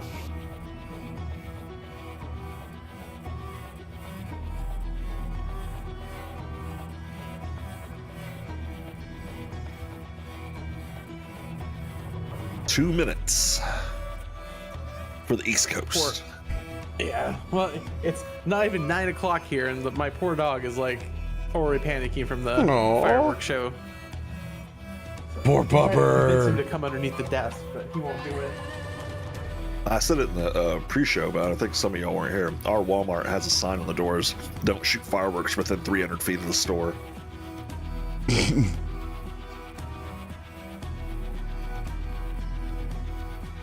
All right, we got it.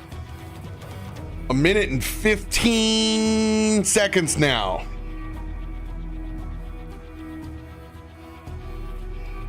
No stress, no sweat, y'all. Just ancient, Don't script the disgusting New Year. creatures. Don't be the first thing in the new year killing off the entire party. I'll cheers you with my wing. Oh, 40's got New Year's wings. Damn straight I do. Well done. Reload application or log out. I don't want to do either one of those. Oh. Did the wing sauce get into the wings, into your internet? Foundry just told me to reload or log out.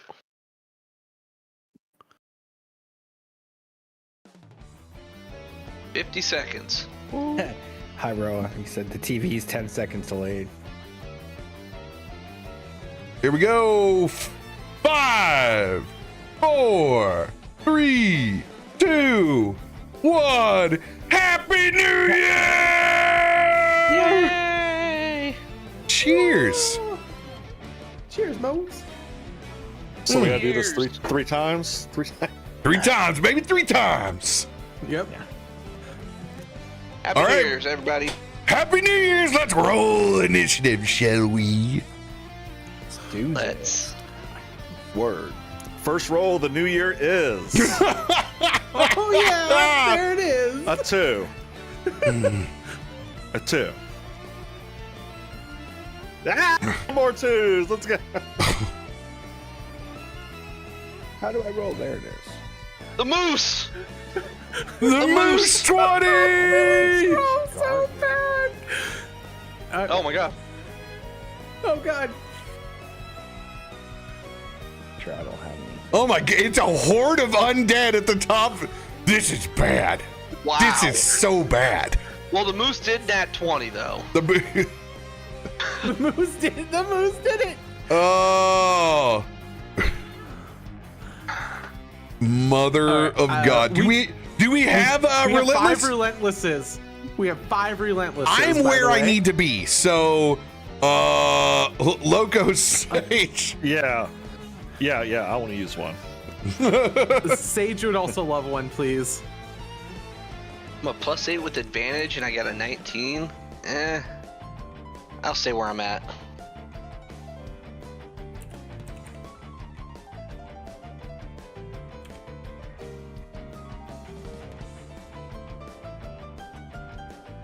You guys are gonna get real familiar where the doors and windows are at here. All right, let's go for a clear initiative and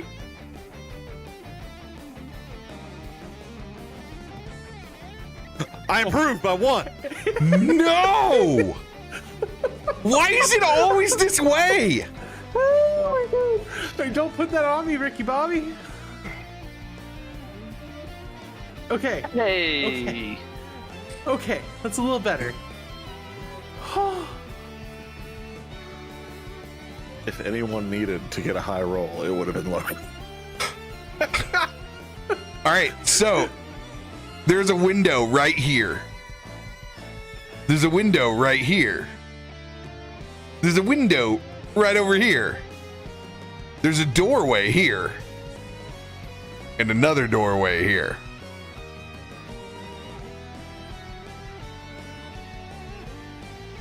Somehow I don't feel I'm going through a window.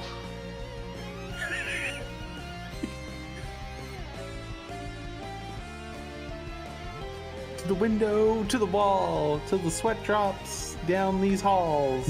I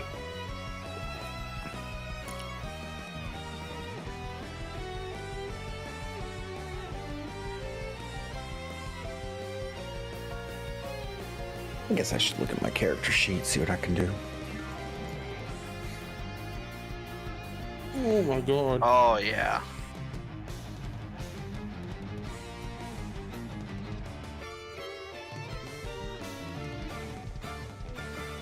What would you like to do, Bloodhoof? Bloodhoof. Smelling the undead coming. And then looking out that doorway at the bottom.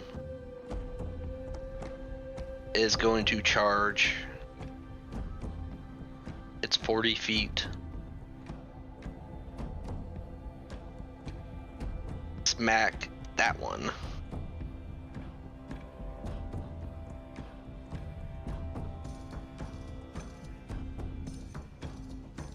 Since I did the charge, get the extra. If I hit, pretty sure that won't hit.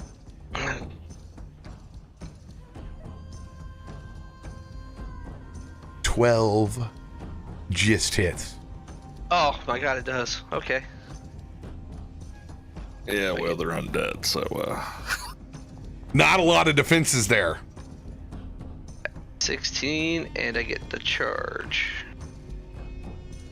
They have to make a strength save of DC 18. Oh, 2 maxed dice. nice. Let's go. I will make that save. 1 second, I have to free up some space. I'm about to run out of hard drive space. I'm over here thinking T for target. I'm like, oh, nope. Wrong campaign. Wrong campaign. Wrong campaign. I did it anyways. Just out of habit. Have it up. It is drilled in our minds. T for Tarbin.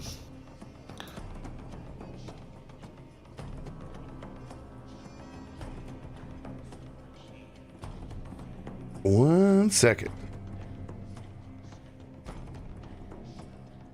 I know I'm a dad because whenever I took my break earlier, I gave my son my meat and cheese platter. Oh, Nice. I'm like, no one else would get it.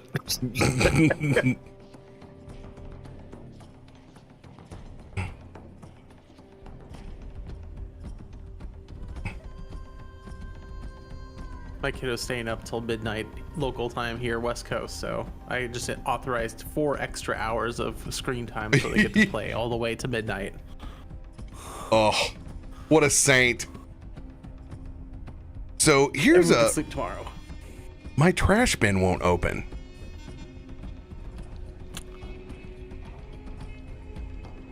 There we go. There's the prompt. Are you sure you want to delete multiple items? Yes. I am literally down to my. Delete it all. I need all of it to be gone. Thank you. Now I have. Okay, I got 80 gigs free now. Oh goodness gracious! I was down to about a half gig there. Wow. You just got rid of 79 and a half gigs. Throw it in the trash. I don't need it.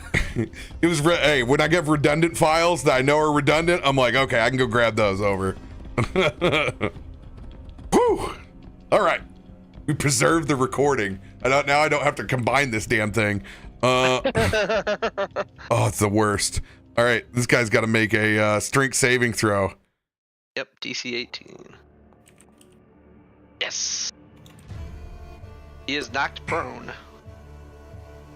This guy is going prone. And he took 32 damage.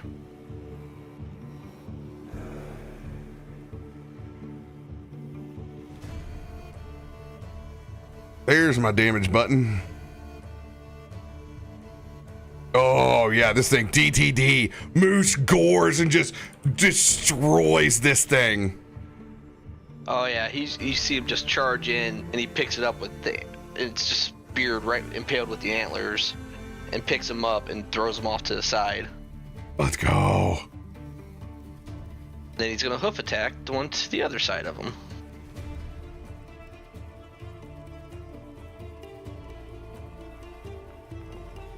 Get him, Bloodhoof.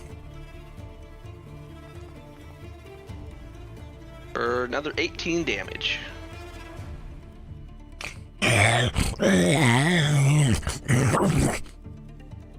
As you spike the shit out of this one.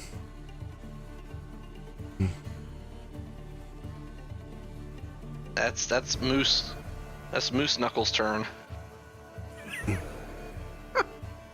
Bullwinkle is that guy.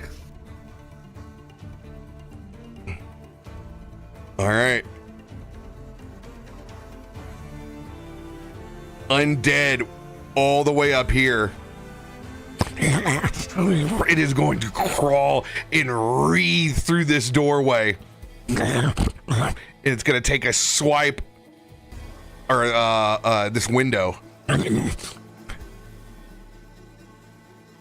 And it's going to take a swipe at you, Sage, with its claws.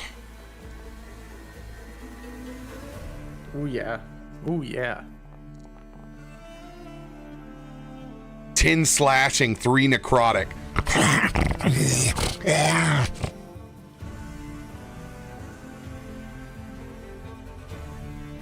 Leans in and goes in for a bite.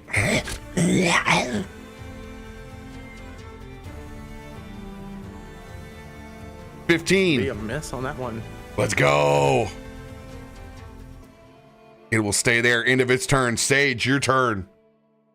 You bit my favorite jacket. Sage will, from behind his coat, you'll just kind of see it slide out, and it just keeps going and going. All of a sudden, this big ass glaive just comes out from under his jacket from who knows actually where. Darkwing Duck style. My, weren't you packing? Well, one has to know before one packs. Almost Take a as big old as mine. Swing. Oh, it just does everything when you have the sweet button. Okay, that's cool. Happy New Year, Quack! We love you. 28 for the little guy in front of me, Oh, yeah. Oh, yeah. and it did 12 damage on the slice on tack 1. You have to turn auto roll off if you want for damage. Yeah, I'm trying to remember how that. So how you go to top right cogwheel, game top right settings, toggle, that's where it is. Then- Game settings. configure settings, and you scroll all the way down to ready, set, roll. Ready, set, roll. There it Then is. turn off the always roll, or turn on manual roll damage. Roll damage, always. Save. There we go. Thank yous. All right. And then swinging it back around at him. 14 hits because these are 14. undead. All right. Another 10 points of damage there.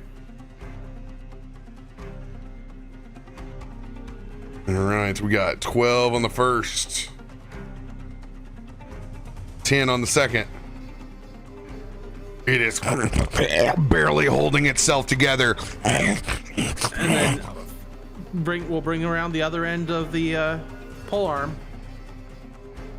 We'll smack it one more time. Nice, Polar Master. Nice.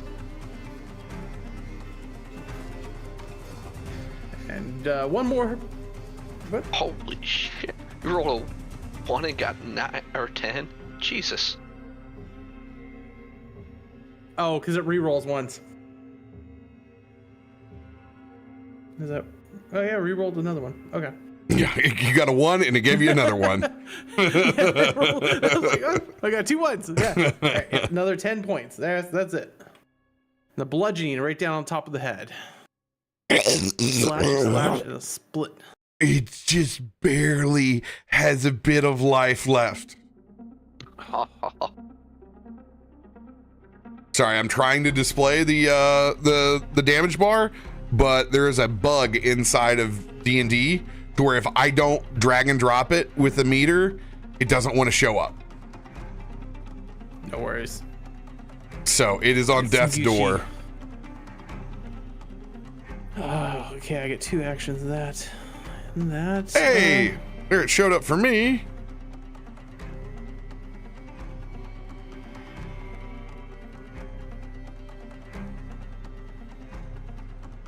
Shake it.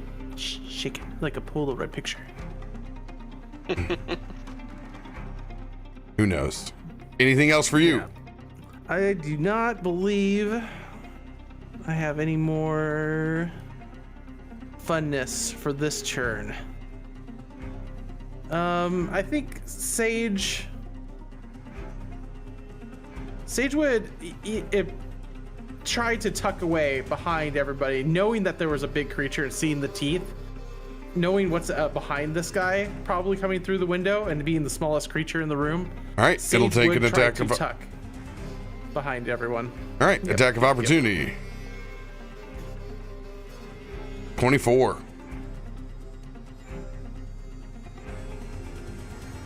Sage, 24. 24 definitely hits. Good smacky. 13 slashing, 5 necrotic. Oof. Ugh. Ow! Wow.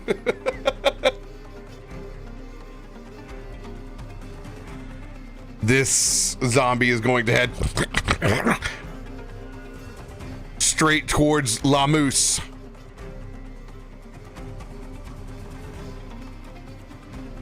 Let's go! Nat That one does not hit 1! Moose.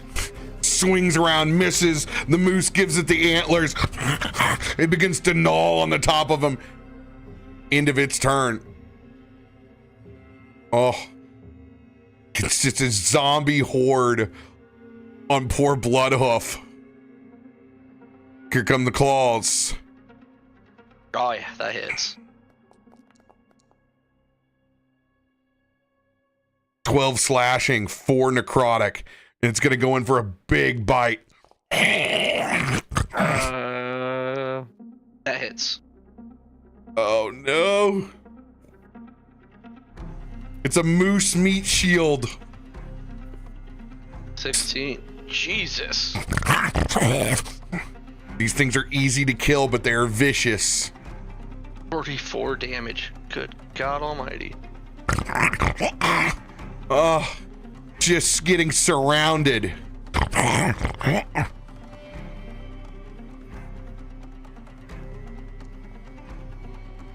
$13. Hits. Moose only has 11 AC. Oh, 20. Okay.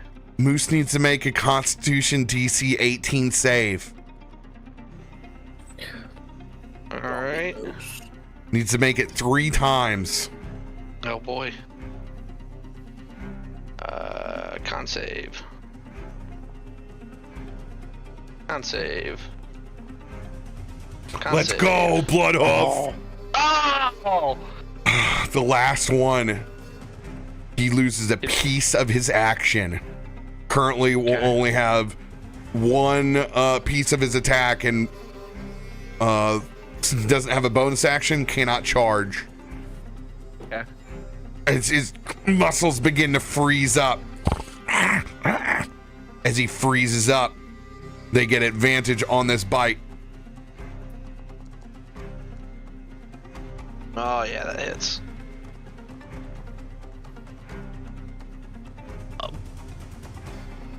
with 3 to spare, Moose is down. 3 to spare? Or three over, Moose is down. Yeah, I was gonna say you got this wrong That's what I meant. terminology 14. here. 14. He had 11 hit points left, and they did 14.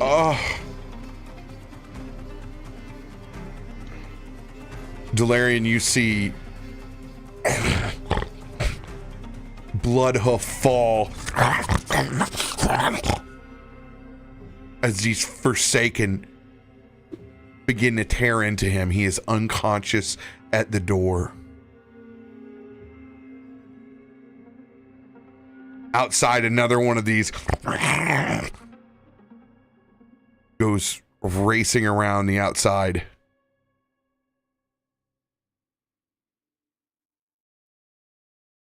It will take all of their movement just to get up at the door. Delarian, it is your turn. So is there enough room for me to step over Bloodhoof? It's difficult terrain. Okay. I mean, I have 40 foot of movement. Get down there.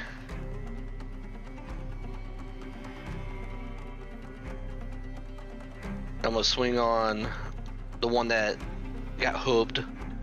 All right, so you're gonna stand over Bloodhoof right now, trying to defend him. Seeing him go down, I would say that would probably piss Delarian off enough he'd go into a rage. How about you show me and quit telling me? It's 2024. And forever. I will attempt to show you Delarian's rage. He's gonna swing recklessly. As he doesn't show me his rage. I'll show you my rage. Rawr. He killed your fucking moose, man. He I have killed your neighbors in my moose. apartment, man. Dude, fuck him. Your moose died. Years. Your moose died. You can't tell a neighbor that your fictional moose died and you're upset about it? My moose knuckle died on the first few minutes of 2024. If I lived in any other apartments, I would. 40. But I had all bunch of old bats around me. Don't make excuses. Swing your axe. Same 2024. Yeah! 19 crit, baby. Oh, roll that beautiful bean footage. It's that plus my rage ability.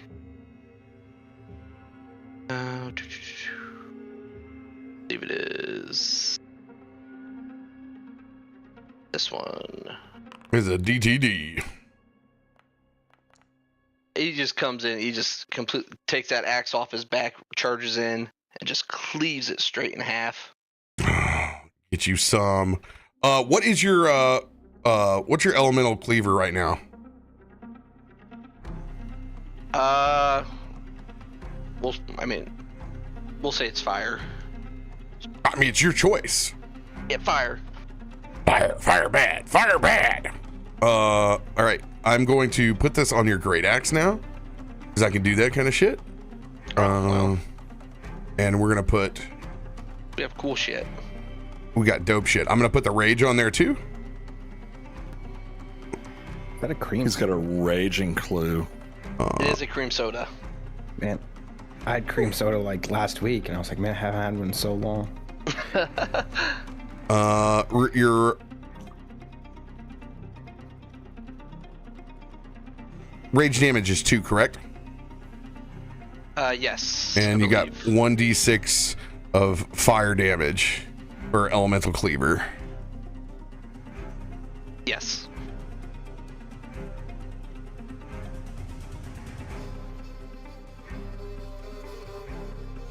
Boom. All right. Alright, since I crit and killed an enemy, I get a bonus action swing. And remember, anytime you want to use your penalty for a Great Weapon Master, just let me know before the swing.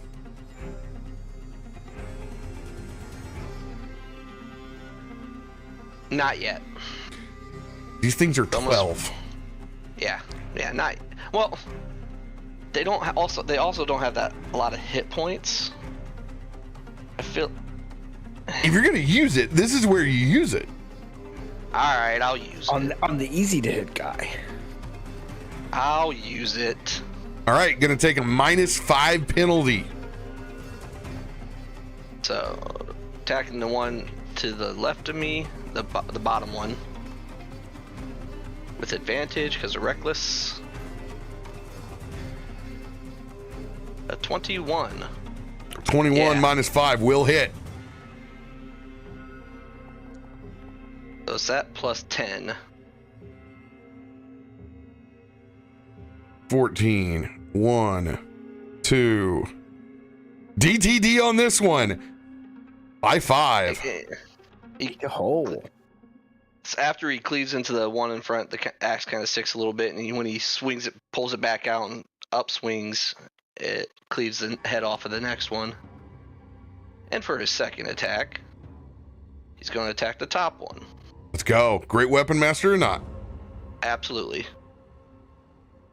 He's feeling the rhythm. He's feeling the rhyme. Come on, Jamaica. There you go. Yeah, 25, I believe, hits. A 25 will hit. Another 28. 3 fire, 2 slashing. By 1 point, baby. DTD. He just kind of, he pulls up the axe out of the second one. He looks up at or looks down, I guess, looks down at the one next to him. He just puts that axe up to its neck and just pushes it into the side of the bar tavern.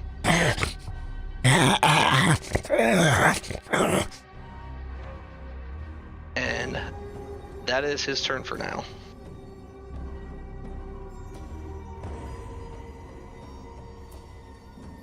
Kota looking up and seeing Bloodhoof laying there in a pile, just refuse of these Forsaken that were gnawing on it. Oh! Oh! Ancestors, guide him back to this plane to us. As I'm going to cast Healing Word from where I'm at. We're going to do this at the 3rd level. We'll roll, see if we crit.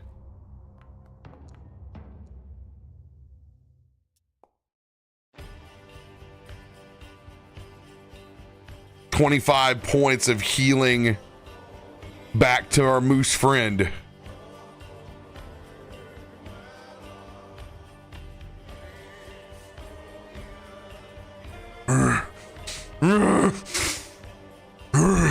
Ancestors, guide my axes as well.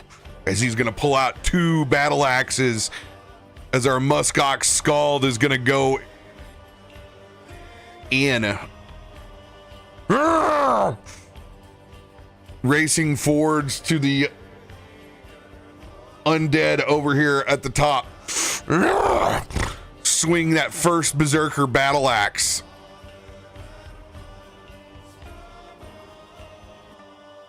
Whew, just getting there. Yeah, max damage, baby. 16. Little bit left.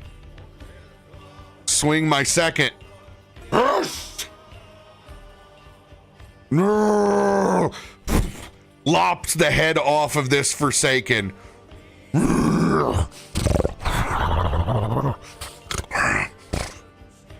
And Kota stares back up at this abomination out the window.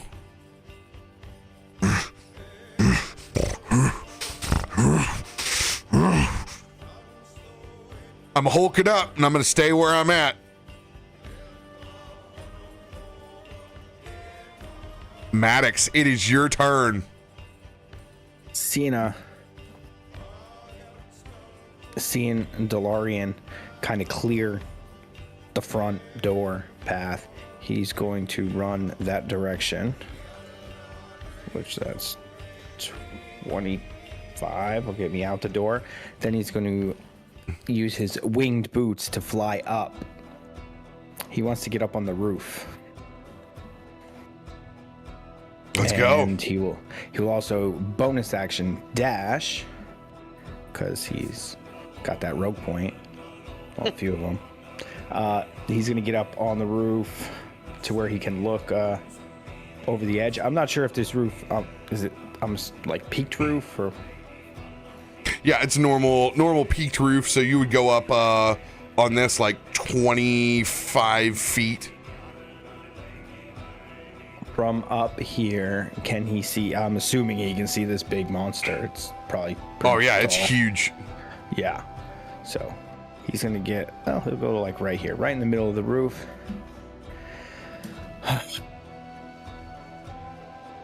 This is finally something worth hunting. And he's gonna reach under his cloak and he's gonna pull out that rifle. That he's not even sure how it actually like totally works, but he's gonna give it a shot. I want you to roll a 1d10. I knew it was coming.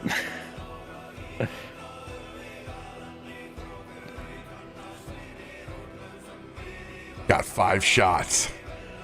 Yeah. As in this thing exploding. It looks like The Rock. It's the chain of 5 green beads across this thing. Welcome to the Rock. He will shoot. So with Dread Ambusher, I will get advantage because he has not taken his turn yet. Yes. And no, wait, that's not correct. Okay, I thought it did. No, Dread Ambusher will let me take an additional shot. Yeah, you have An extra D8. 3 shots. Yes. So the first one.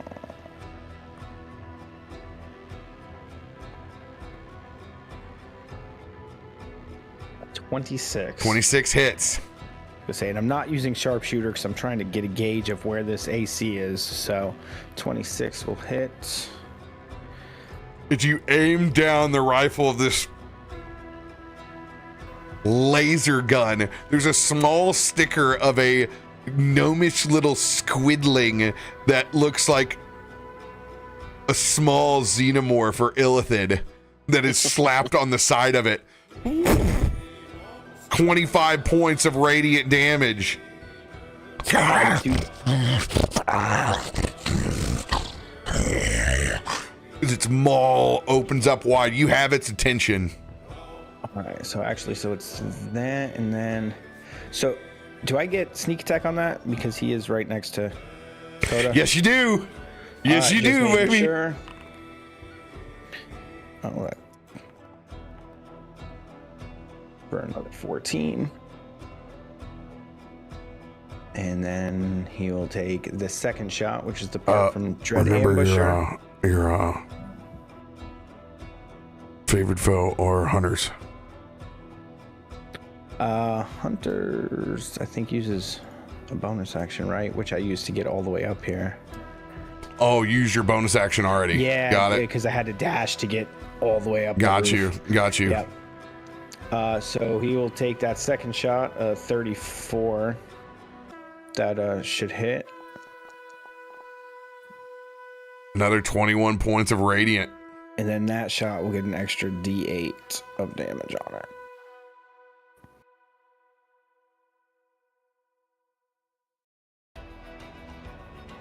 And he's going to take third shot.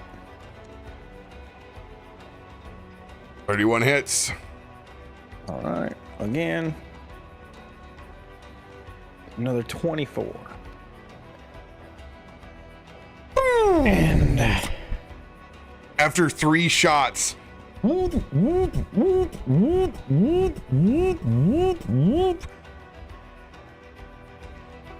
need you to make a check.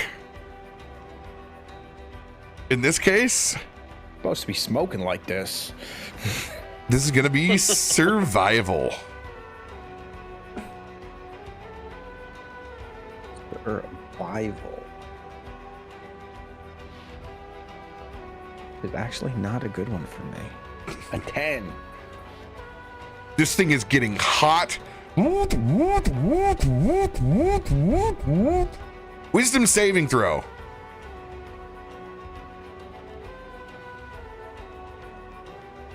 This thing is totally about to blow up after 3 consecutive shots. It needs to be cooled, and you don't know how to cool this thing down. What do you do? You know what? I can't go that way. I'm gonna chuck this thing off the roof into the snow to the There's plenty of snow on the roof. Oh, if there's, yeah, I guess. Then I'm just gonna slam it in the snow.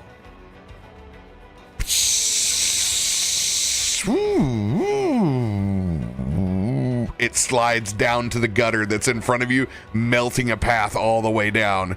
But it's hooked there. It's down there, and it is cool. Oh.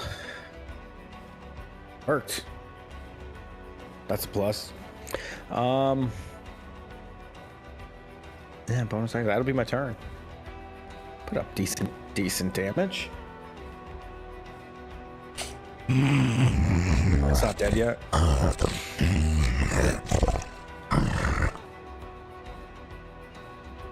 Come on! Come on! I'm gonna roll a intimidation check.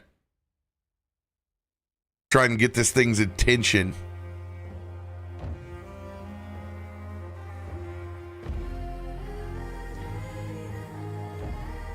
Yo!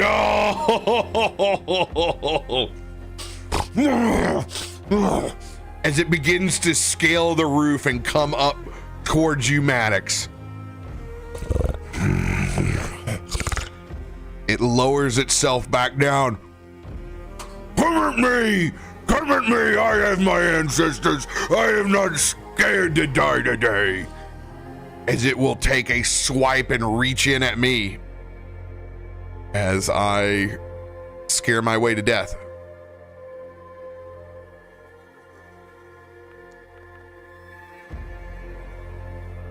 What is my AC? 18, that'll hit. Oh boy, that's a lot of dice. As I take 32 slashing, 7 necrotic.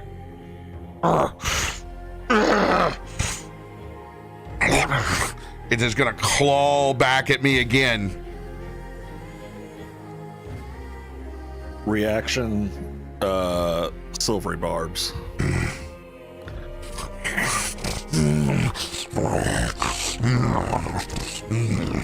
And you can see it twist in its mind. You see a flame come off the end of Locos' finger, and he just points it, and it floats at him. Oh, that was the wrong one. 24 still hits. Ugh, a goo.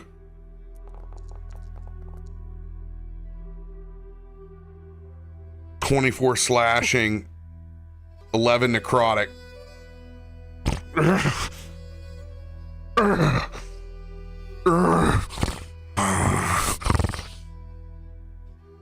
I rolled a nat 20, so he's gonna go in and as the Grindle goes in to bite me. You have advantage from the silvery barbs. I have what? You have advantage on silvery barbs for your next attack roll, ability check, or saving throw. Oh. I thought it was disadvantage to them. Yeah, you give No. disadvantage and then give one person advantage. Yeah. You take away from them and you give to someone else. Ah, yes, that is right. That is right. Good, because you'll need it. Oh my God. 19. Let's see here. I need to use a reaction to save myself from this.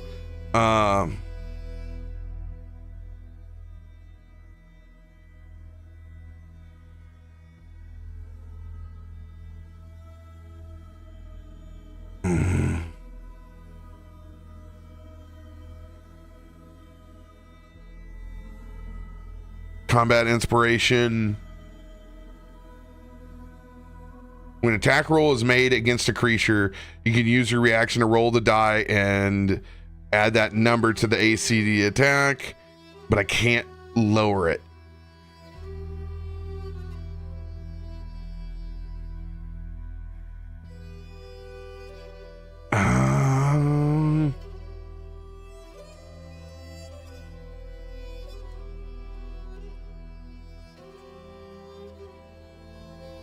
Damn. It's my only one. All right. So close to blocking this thing. Nobody has the protection feat, do they? That's in here? No. It's just Holy Jeez. 35 piercing. 5 necrotic. And I have 1 HP.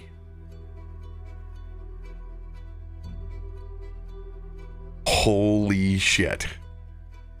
1 out of 123. So I dropped to a knee.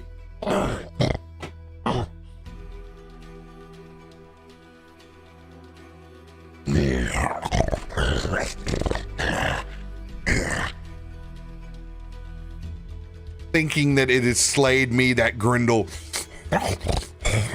climbs up on top of the building and jumps towards you, Maddox.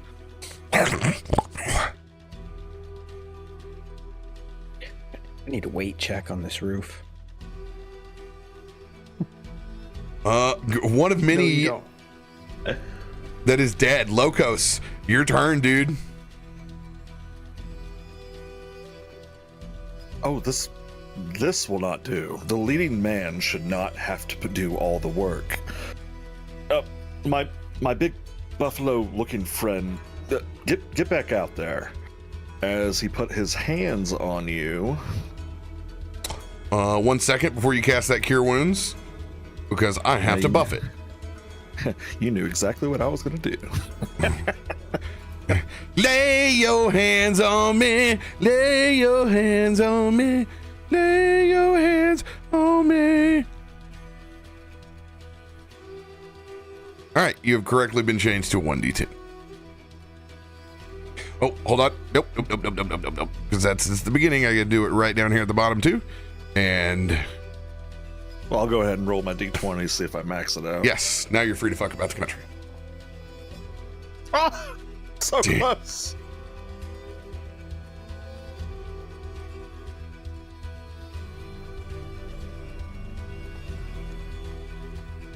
Ugh. Did you want the first level? Oh, I didn't upscale it. That's my bad. I want to beat that at second level. Let me redo that real quick. First level spell has been returned. Thank you. Third level. There we go. 23 back. I will take every bit of that. Thank you, my friend. Oh, yes. Oh my, it's. Oh. And how much movement do I have? 40 Maddox, feet. you better do like 500 damage to him. I do not have much room for that. I can go out the window. Oh, yeah. Yeah, that's what I'm gonna do. I'm going out the window. 25.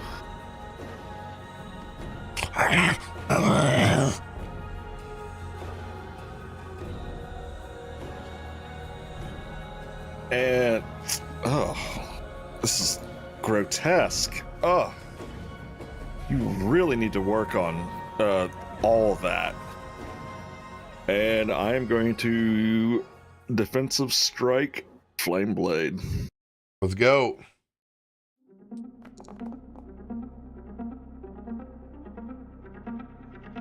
$14 to hit. As you ignite that rapier with the first shot.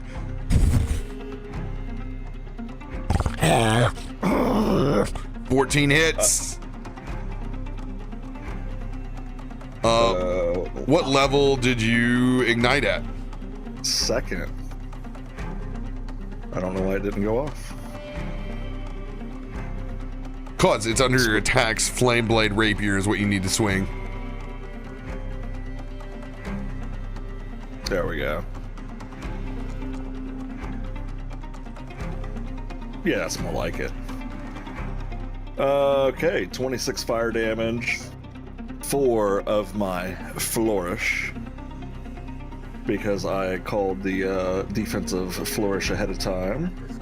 So 26 fire damage, 4 force, 30 damage. And as you see, as I hit with the flame blade, the flames encourse my body, and now Lokos is on fire himself, and his AC just went up to 23.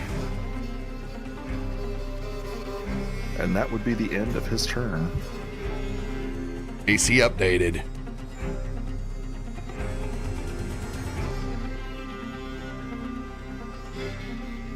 And you took out the one that was going next. It is gone.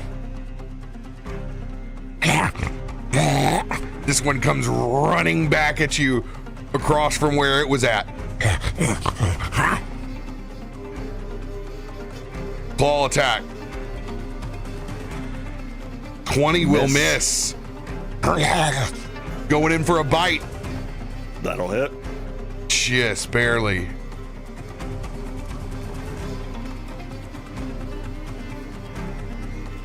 $15 piercing, 8 necrotic.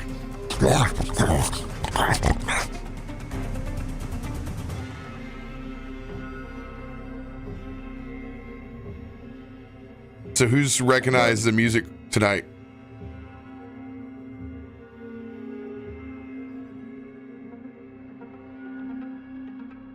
I have not. Little Valhalla.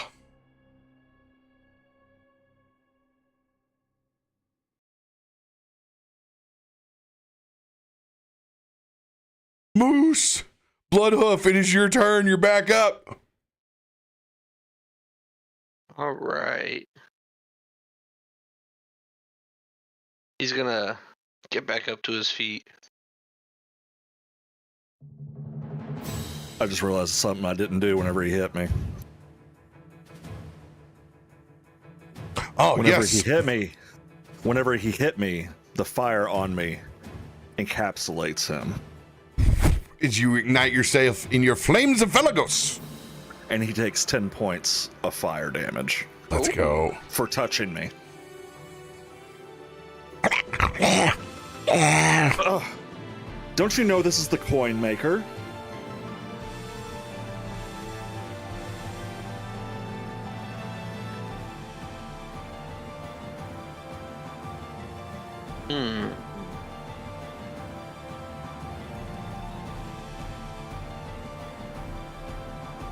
Bloodhoof doesn't quite have the movement.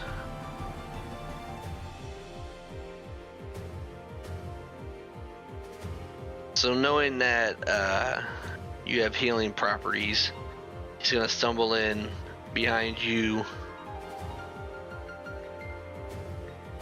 and purely RP, he's just gonna kind of lick on you a little bit, give you little pet licks.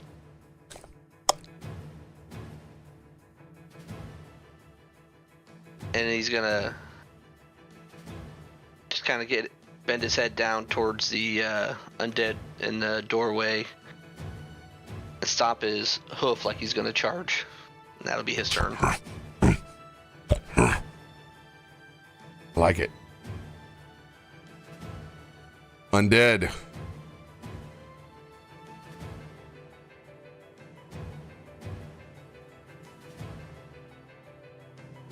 a very dead undead.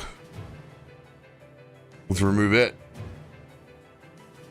Sage, it is your turn. Oh, seeing what's happening in front of him and hearing the battle behind him, Sage knows that everyone's being battled on all directions, but he hears that door knocking. So he is going to run and answer the door with his little monkey ability, since as a monk, he can go 60 feet without issue. So he's going to zip over there, up over the tables, and kick the door out, and just with one big swing of his glaive, just see whatever's on the other side is going to get the glaive to the face. And okay. Hit the right buttons. 26 to hit.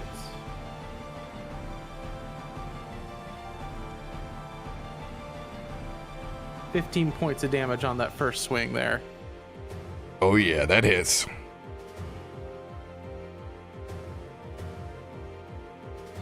And as he does that swing, he kind of lets go with one hand, and he just brings his foot up to do a kick. He's going to do some martial arts too. So he's going to do an unarmed attack there. And when he's doing an unarmed attack, he's going to initiate a key point for flurry of blows in bonus action. If I can remember how to do, there's unarmed attack. We're all there, baby. I know, I am derping on the D&D side. Been a minute. Oh, all right. 6 points with the unarmed. And I bumped you up to D8s, my dude. That was a D8 plus 5, but it only rolled 1 point. Oh, it rolled 6, yeah. Yeah, that's a 1. That's a 1. Why did my roll stuck? Oh, it's a 1. It's a 1. It's a 1. No, let's see here. 21 total points. Okay, 1 hit point left. And that's where the key comes in. Fury of blows on the key point for my bonus action. And that just does more damage. 9 points more. So the first foot comes up, connects, and then that other foot sweeps up overhead as he somersaults and hits with that other foot. Let's go.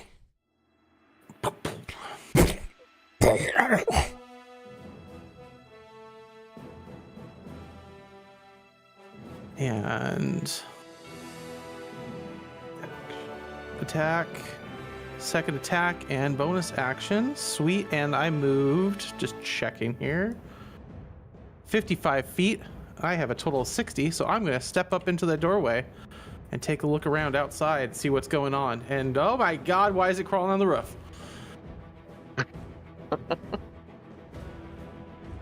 10-minute central timers. It's going on the roof. Everyone get outside. I don't know if the building will hold.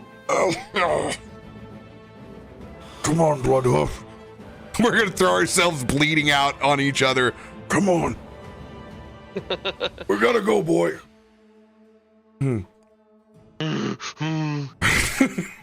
Best RP you've ever done. There you go. That's what you get. Happy New Year. These Forsaken are all gone. Galarian, it is your turn. Hearing Sage yell, "It's on the roof," he's for sure gonna try to climb to the roof, which he's like 2 feet away from. I'd imagine you want an athletics. Yeah, give me the athletics advantage. Oh yeah. Is it really climbing or just like a step stool for him at this case?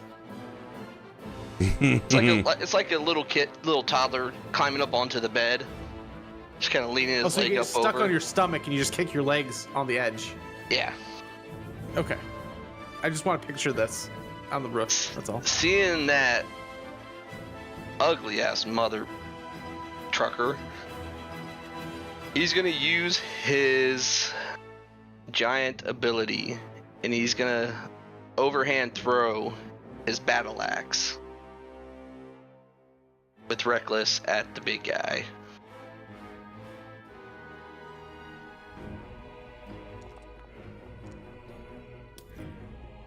Let's go. Another nat 20. It's a new year for 40. Oh, dude.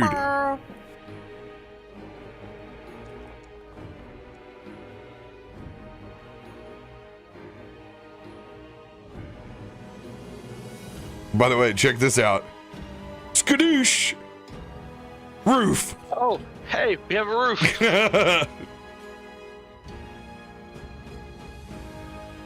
Look at that beautiful parsing of damage. All right. 21 plus 12. 6 plus 3. Another 2.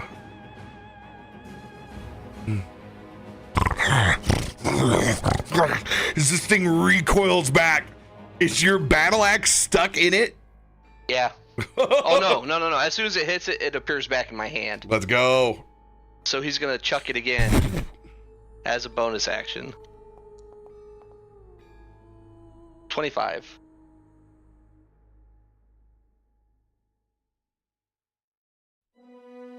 $25 just hits. Yes.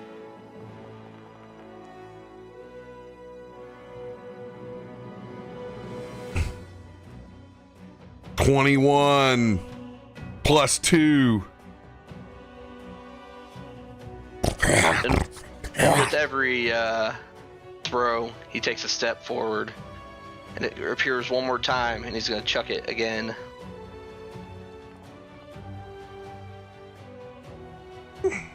I will throw a D8 on that.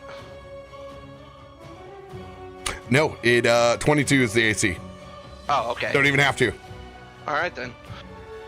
So we're gonna hit him again.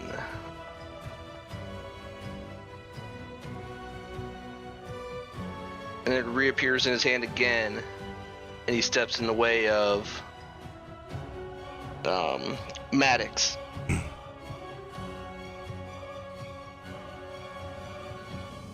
Let's go. That's his turn. 2 actions, bonus action.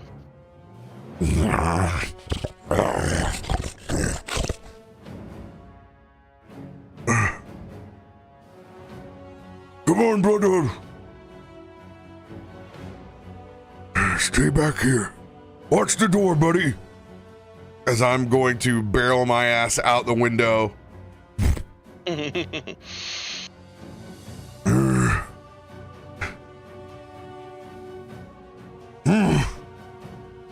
Seeing that one undead next to you, I'm gonna go and take off in my goring charge for my bonus action.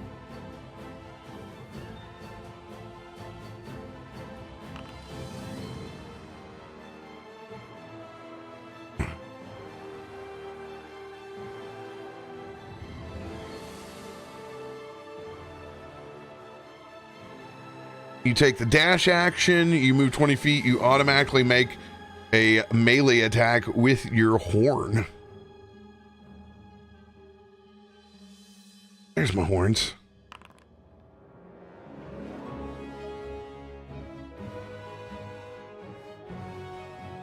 It's a plus 10. All right. Just gets the job done. Let's go, max damage.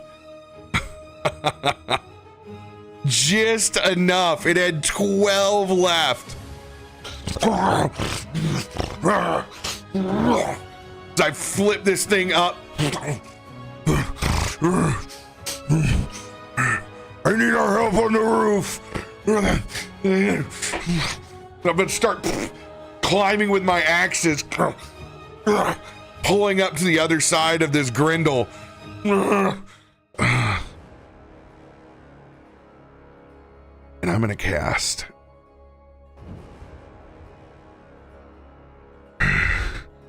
You may kill me, but I'll take my spot with my guardians. And I will cast Spirit Guardians on our cluster right here.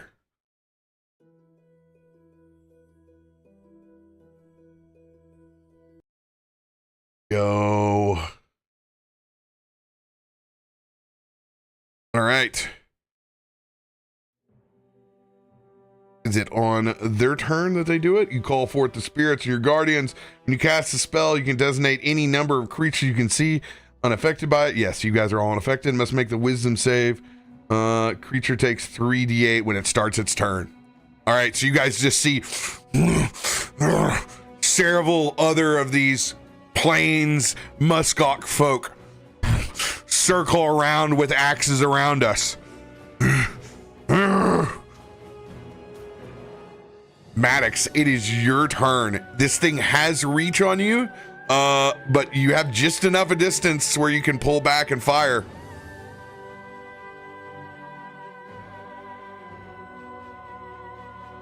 Thing's pretty pissed at me.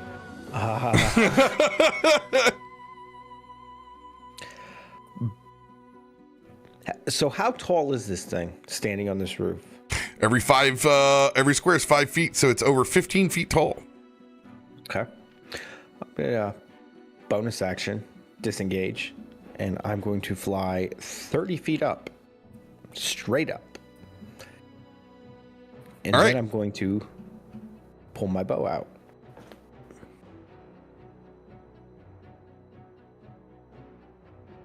$55 feet.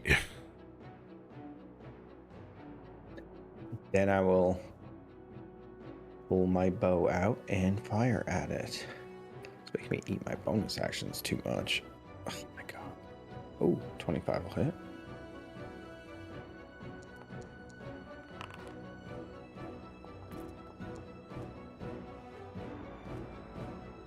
We got 15 seconds now.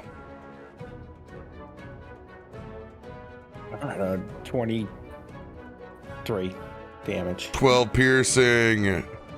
11 damage. 4, 3, 2, 1. Why do you keep skipping me? Why do you keep skipping me?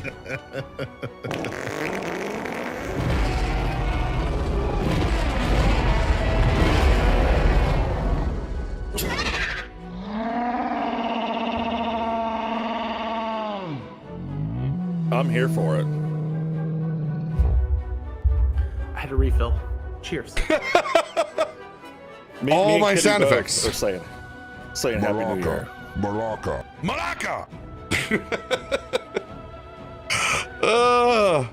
Happy New Year, everybody in the Central Time Zone. We won't forget you, Mountain. All right, first shot in.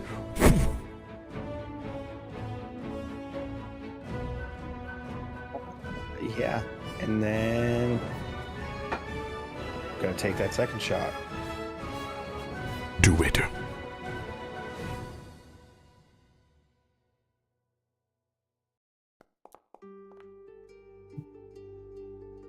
For 12 more.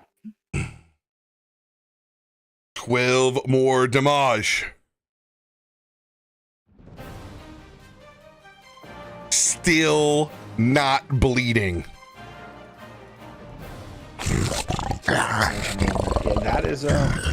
that's it. My bonus action was disengaged, so it didn't slap me when I moved, so that'll be my turn.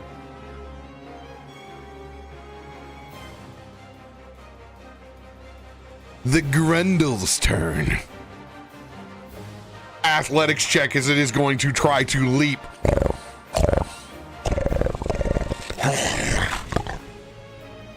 All right, this is going to be a DC 20.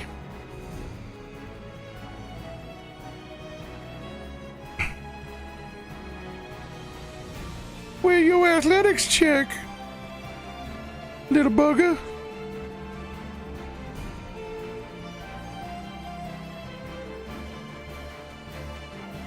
Oh yeah, it's back to D&D where sometimes I just don't put them on monsters' cards. It's a good time. I got some jelly beans in my pocket for you. Oh, isn't it swell? Glad I'm not standing on the roof. Here's my abilities. I got some candy in back of my van. Want to come see it? I sure would. I can't do any of these things. I am covered in cat hair now. Yeah, price you pay to pet the. Meow. You can pet me. All right, Hey yo. here we go. So my proficiency is a 7, and my dex is okay. So it'd be a plus 15. So it would be it look like a save. All right, here we go. It's gonna be a strength saving throw then.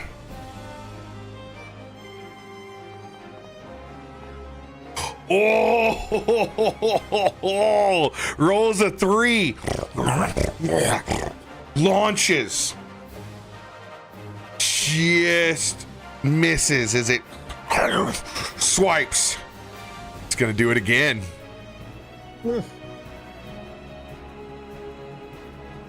Let's see here. That would have been a 18, but that's okay. Still missed. That's what's important. Is he leaving my range for an opportunity attack?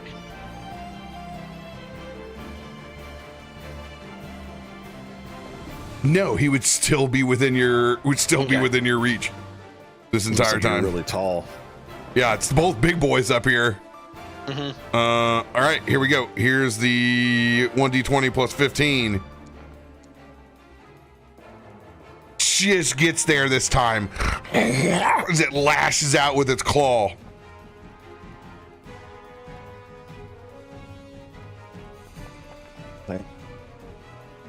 And it'll hurt.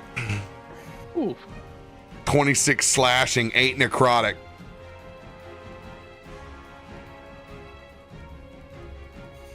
After its first taste of blood, it's gonna lunge again and try to bite onto your leg.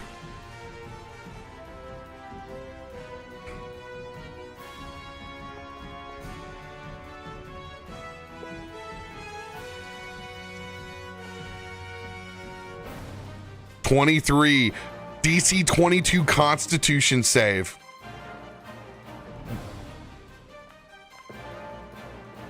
Nope. Oh boy. So many dice. Oh yeah, that's 31 piercing, 9 necrotic, and 23 acid. well yeah, I'll be down. That.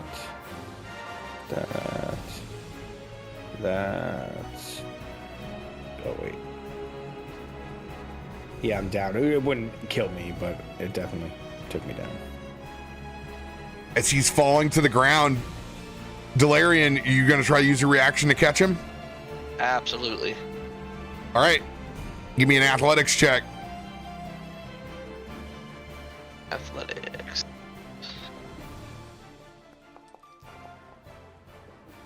(21). 21, you'll be able to catch him and prevent him from hitting and taking one of his saving throws away. Whatever this poison is, you see it racking through, retching and turning his bones and twisting Maddox as you're going to lose one of your death saving throws.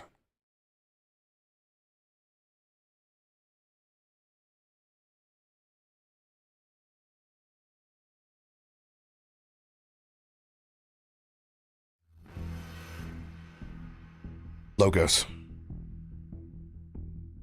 Oh, this was his turn. He's got to make that wisdom save.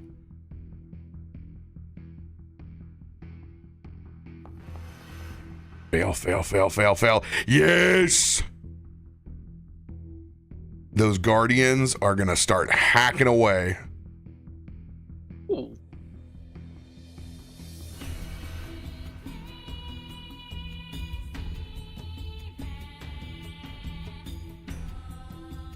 $17 radiant damage. Let's go. I didn't do it earlier when I got hit, but I need to do a con save to see if my flame blade is still active. But I have Warcaster. Oh, hot damn.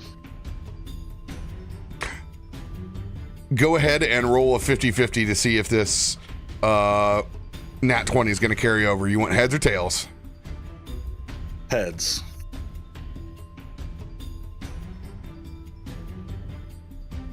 Roll 1d6. I believe that is, yeah.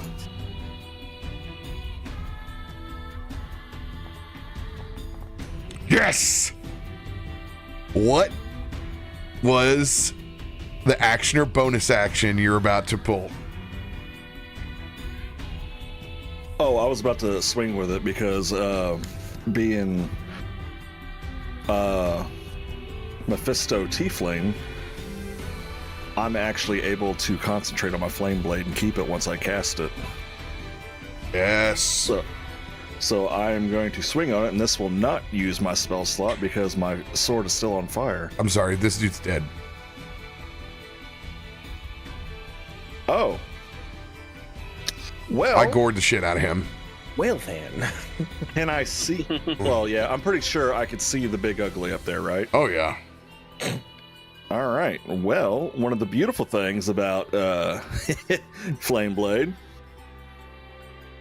I am going to throw it at him. Yes. So me, you all built in the throws. I love it. Green flame blade. That's just the 26 fire. I did not do the flourish that time. 16 attack roll. 16. No. So it automatically appears back in my hand. And I'm allowed one more attack.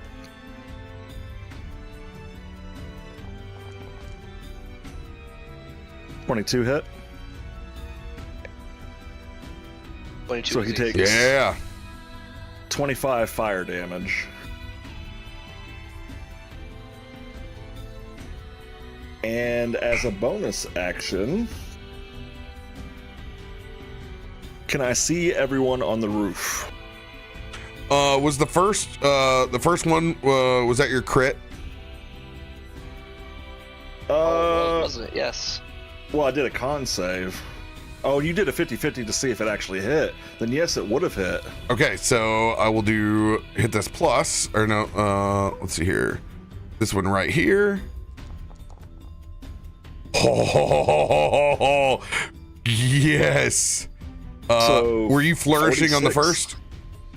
There was no flourish on either one of them. Okay, no flourish on either one of them. All right. Yeah. So then 46 points of damage.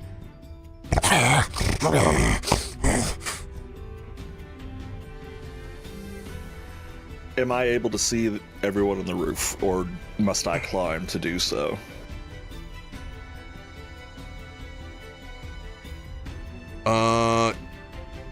Everybody is on this side. Nobody's on the other side. And I'm holding Maddox like a baby. All right. Darlings, the front man must maintain the moneymaker. Please get better. Do your roadie work and get this taken care of as I cast Mass Healing Word.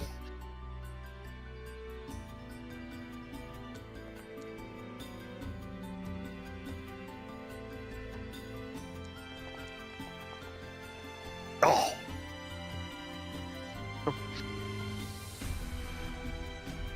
Go ahead and roll me a 1 or 2d6.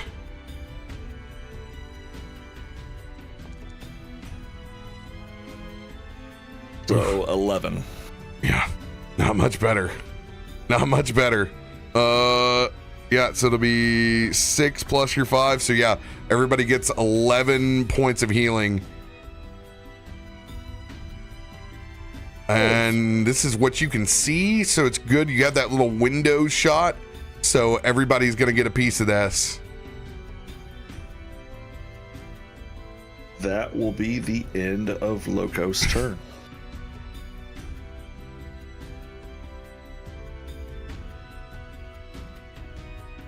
Anything you want to do with Bloodhoof? Not really anything you can do when you're fighting on the roof. Yeah. He's gonna be a good boy and watch that door. Yeah, he's just gonna charge out the door and disappear. And see if see what's going on out here. Maybe stand up on the table.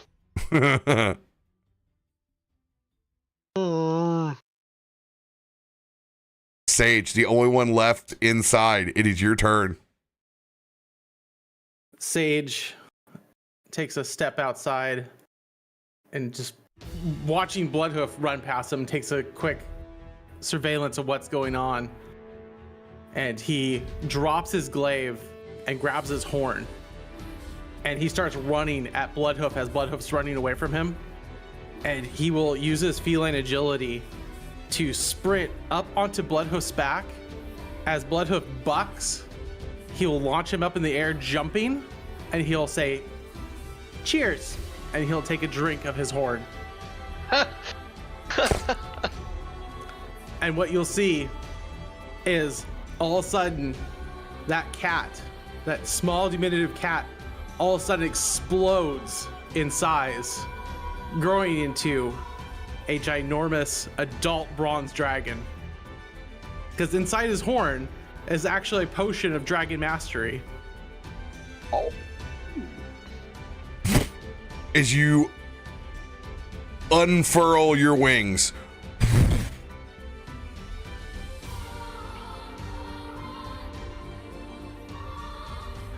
Just the wings, the coat, everything explodes off and the wings explode out. And he just unrolls his wings, flapping there in the air about 60 feet up.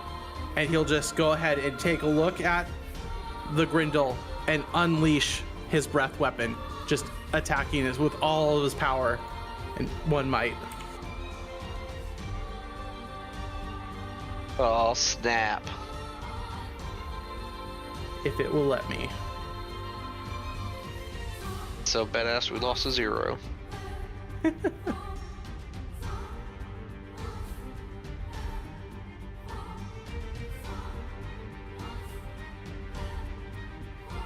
There it is. Whoop. You have control of that dragon token. Now that's a mighty steed. All right, there we go.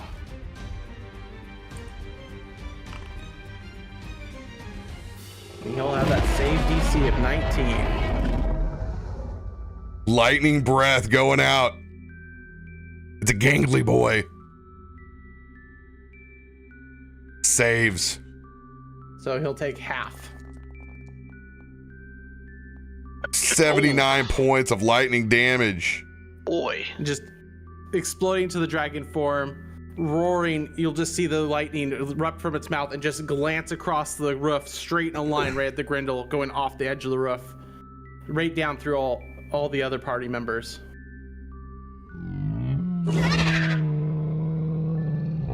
No, that's the one I wanted.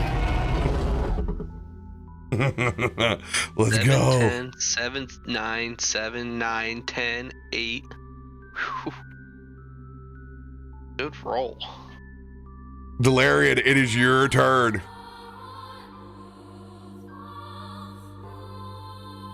Seeing this go down, the dragon cat turning into a dragon, unleashing that lightning breath. He's gonna feel a little inspired, and as a free action with his thing, he's gonna turn his element to lightning. Yes, that's the spirit. Go! And he's gonna swing recklessly with that great axe.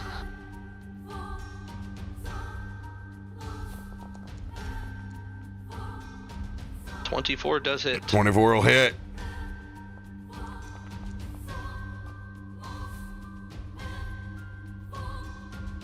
23 total.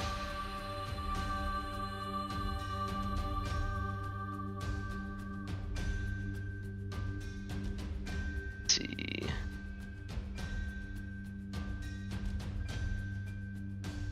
He'll swing again.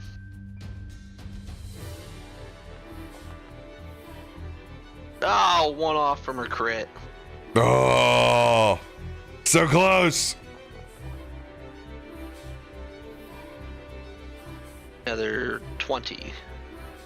12, 6 lightning, another 2 rage. Grindle's starting to bleed out now.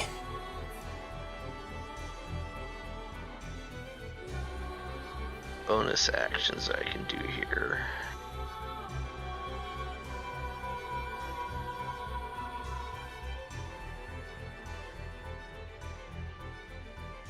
Well, unfortunately, that's all I can attempt to do.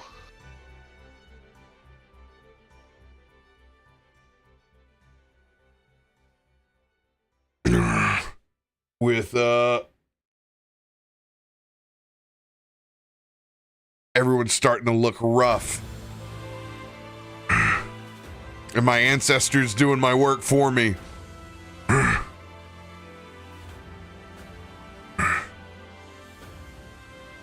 We won't let the history repeat itself. And I'm gonna slam my 2 axes down on the ground and drop to my knees. Pack, give us the strength to get through whatever this is. As he grits his teeth, he will cast his 5th level Mass Cure Wounds.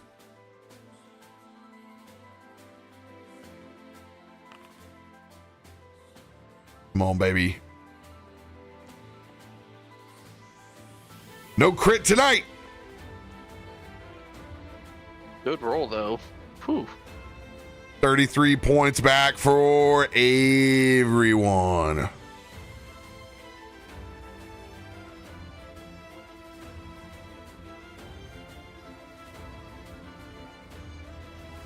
And my bonus action. Medics, finish this! As I will send you one of my combat D6s. You can add that to the attack or the damage roll.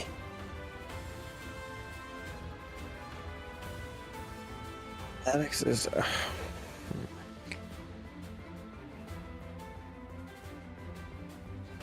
Gonna hop out of my arms, little man. It's cradled like a little baby. I like it here, though. Got you swaddled up in a little leather. Yeah. It's all safe. I'll just kind of kick out of your hand, still like flying next to you. He's gonna oh, this isn't in my... You're gonna see him put his hand out, and the ring that's on his finger is going to light up, and it's the ring of shooting stars as it launches a ball of lightning at the big guy. And I don't actually have the spell in my spell book Well, I mean, there. because of what we talked about. So it's yeah, he's just gonna do one. It creates a sphere in an unoccupied space within 120 feet of you. What save they gotta make? Let's see. As a bonus action, you can move when a creature other than you comes within 5 feet of the sphere discharges lightning at the creature and then disappears. Creature must make a dex save. DC 15. On a failed save, they take the lightning based on the number of spheres. Oh my goodness. Well then.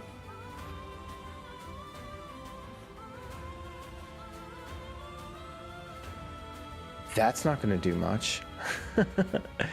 That used the action, though. Bonus action, I'm going to cast Hunter's Mark on it. What was its damage dice? What do you mean? What kind of damage did the lightning bolt do? Oh, it's 4D. It would be 4d12. But I'm not sure it takes the damage if it passes. What spell Take is it? half?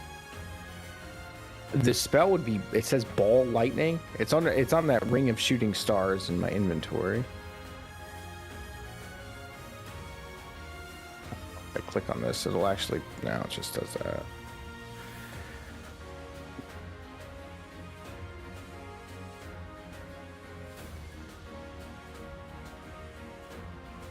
Yeah, I do not have the spell imported, so I couldn't tell you. Give me a second. Hate magic items with spells on them.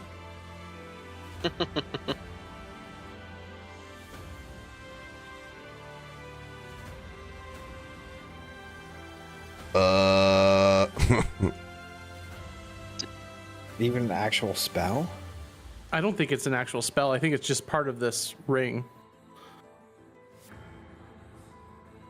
Each sphere appears in unoccupied space. So it's just you're just creating a ball. Yeah, just a 5-foot ball of lightning in that spot. Yep. But he doesn't take any damage on a save. Yeah, I didn't take it. Yeah. Oh, no. No. That's rough, man. That's a whole action. Yeah, bonus action. Cast Hunter's Mark on him. I mean, what's more D&D than casting a spell that you haven't read yet? Well, I mean, that's the most D&D thing that could possibly happen. Let's do a coin flip to see if Maddox can roll out of this and cast this horrible spell as a bonus action. Heads or tails? Know our abilities. I'm gonna go with heads. Nope.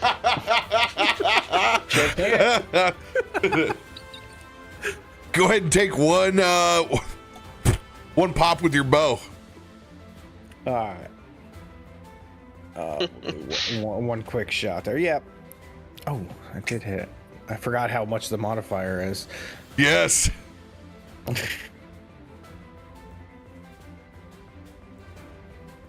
15. You said you put Hunter's Mark on, right? Oh, yeah, that doesn't actually. I gotta do it myself, I guess, with a D6. It is already there for you. It is on. It's on your Add sheet. that one. Yeah, but when I What you do is you click not consume, Oh, you use that. Okay, I see it. and you do that at the. I assume you would do it at the second level. Yeah. Okay, so you uncheck to consume and then cast it every time. All right, Boom. I see how it works. Yeah, it's a little bit different. Yeah, so 2. You're getting there. Get 'em, Maddox.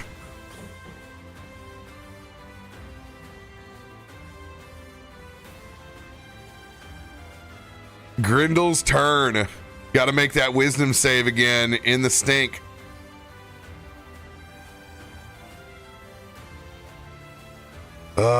We'll make the save this time, so only take half damage.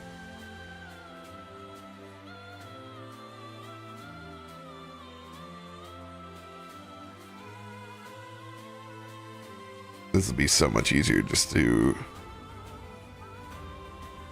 drop this back in here.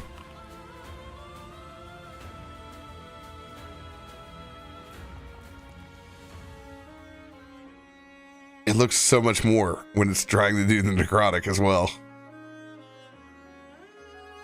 Half damage. The only thing that you guys notice in between these muskox that are just almost identical to Kota, there is one small halfling with a bone shiv. It's spiritually climbing the back of this Grindel. He's still feral. He's still feral. Yo dog. He's an adopted musk ox. He's got. I mean, the way he rolled, he had the strength of one.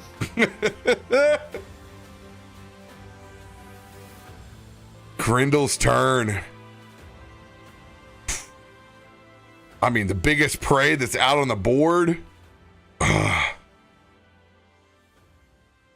He's gonna fly at that dragon. Has to. I'll meet him halfway. I'll meet right to his face. 23 will hit. Oh yeah. 27 slashing, 8 necrotic. Nat 1! As he goes up to slash, Bronze Dragon grabs his hand. You wrench and pull it off as it dislocates like a chicken bone and it's pulled from the Grindel.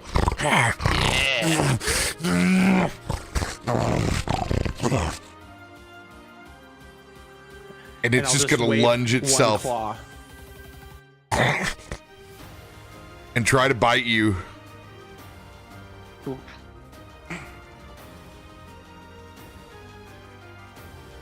Constitution save, DC 22. Yeah. Woo, this is gonna be a big concentration save for you.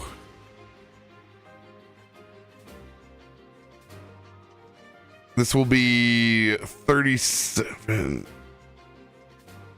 56. 28. Yeah, you're in nat 20. You're in nat 20 territory. What am I concentrating on? Your dragon form. Oh, okay. I didn't know I was. So the drink just lasts an hour. It doesn't have a concentration aspect normally, so that's why I wasn't sure. No problem. This is Cap. He rolls for everything.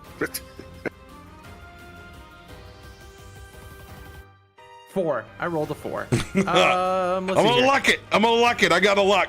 All right. You're lucking it, and I'm taking one of the advantage cards.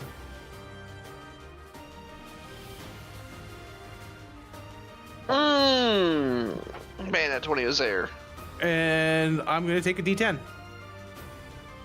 Because we can.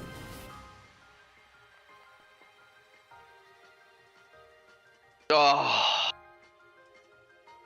Too shy. Too shy. Shrinking back down.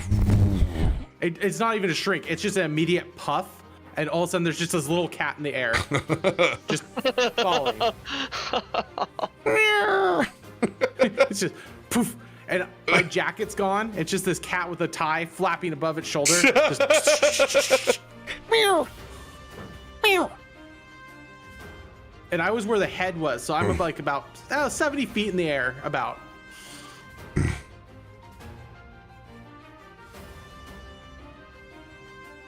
Your turn, Logos. Ugh. I'm so tired of him ruining my evening.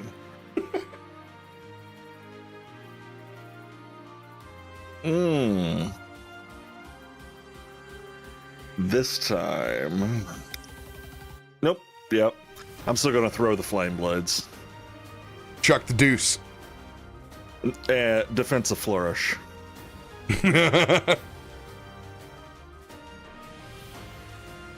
Dude, your flame rolls have been ridiculous.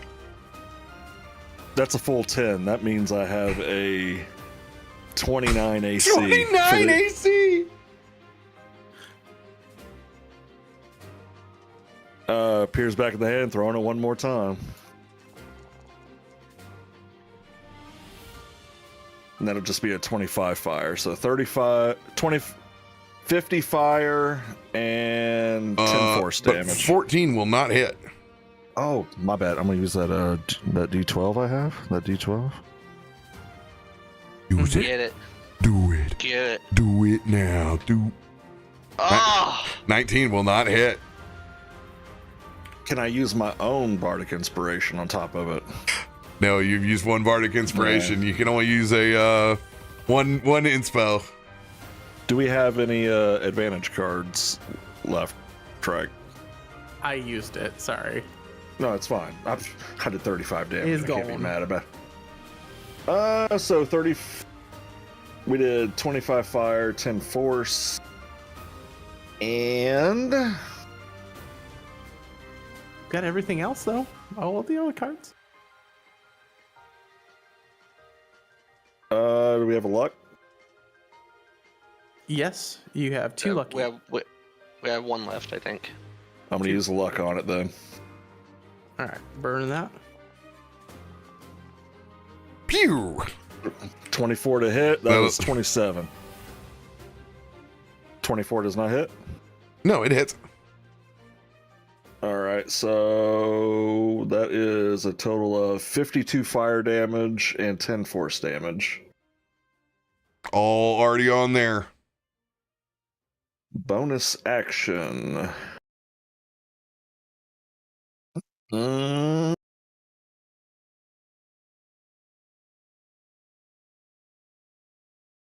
I need you all to push, darlings. Please.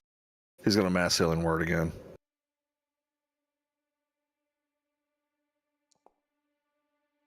Oh.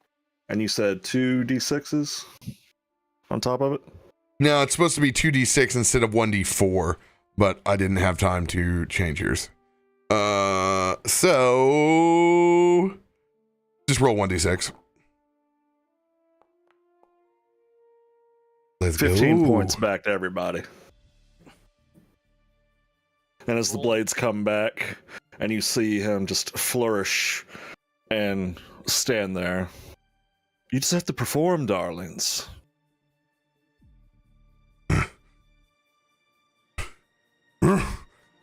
Bleeding out on top of this roof, I look back down at you throwing this flame sword from down below. Easy for you to say.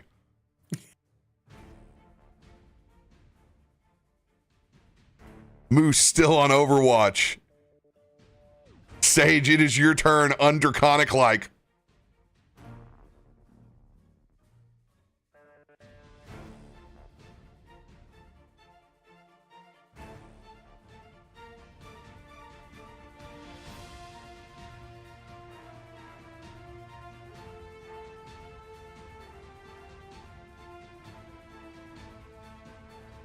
Sage? I beep. Yep.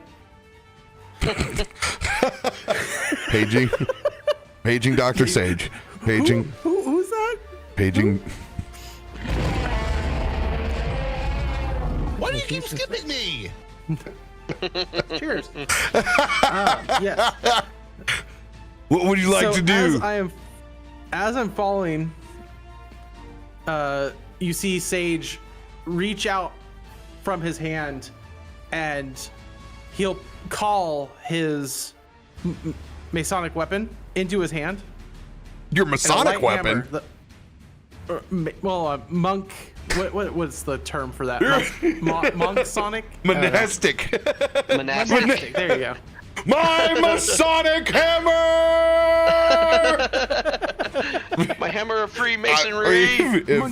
Me and radio could only be so cool to have a true hammer. Cross-peen hammer. So it is a cross-peen, like blacksmithing style hammer. So yes, it'll come into his hand, and what he's going to do is he's going to chuck it, making a semi-melee attack. He's going to throw his melee weapon at the You're creature making a as he's strength falling. throw, baby. Let's go.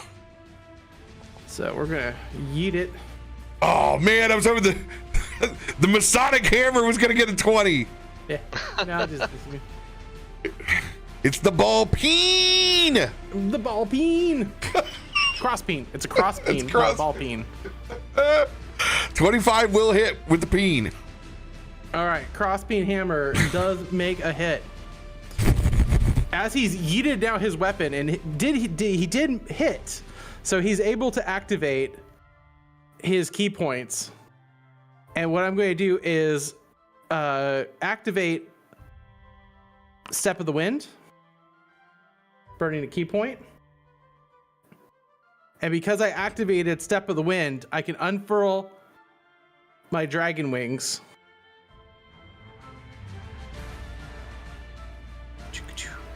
What can't I see? My dragon wings. Wings unfurled, not available. I should have 4 uses. Why is it? It's all right. Don't worry about it. Just RP it. All right. Anyway. It's wings. It's not Wings.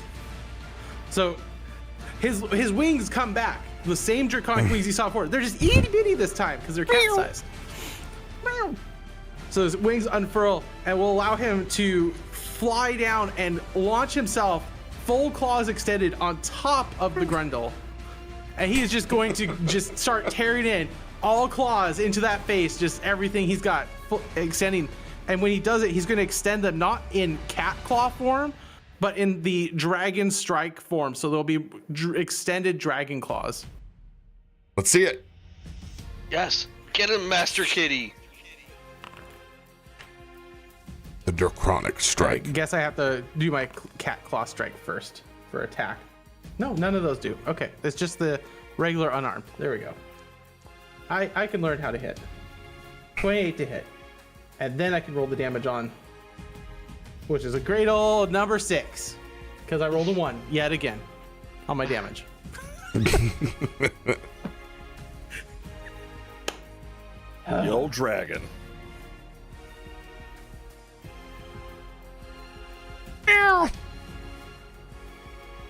Anything else for the kitty flourish? The kitty has 2 attacks and used his bonus to do the fly so he doesn't crash into the ground. So Kitty is now exactly where he wants to be, just ripping, tearing on the face. All right, Delarian, your turn. Same as before. Gonna go reckless with that battle axe. Let's go. But first, he's gonna hold it in front of him. Ancestors, DB, come to my aid. And his axe is gonna turn to frost.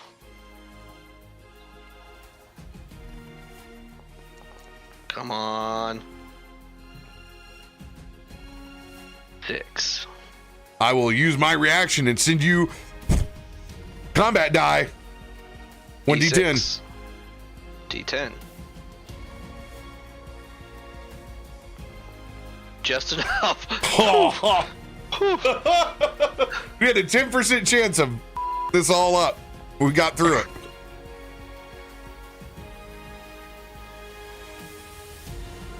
All right, 14 slashing, 2 cold, or one cold, 2 from the rage.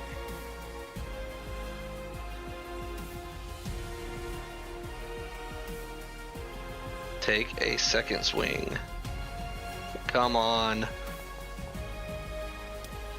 Yes! Nice. Big crit. Come on, baby. The night of the 40 crit. Rolls. Max on the cold. Oh, it is so close. Since I crit, bonus action. Go And with I the wanna goal. take 'em. Send it. Take the -5 penalty. I was about to say, I'm gonna take a -5 penalty for this. Come on, we want to see one more 40 crit. You will it's a hit. 24. You will hit. Here we go. I'm gonna do the 10 damage right off the top.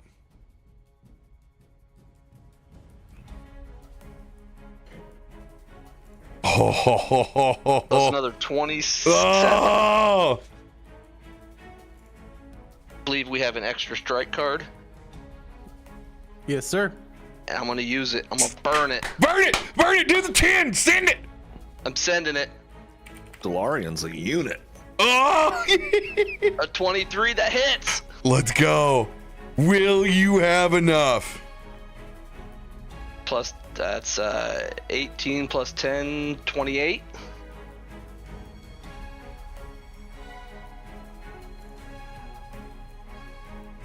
The fire's getting low.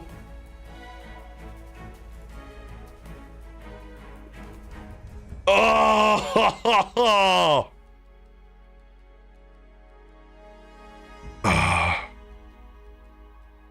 Unfortunate. Should have had your moose climb the roof. I was gonna attempt to have the moose jump, but I was like, that's 20 foot up in the air. Oh, And I was gonna make him do a charge to try to finish it. this is so fitting.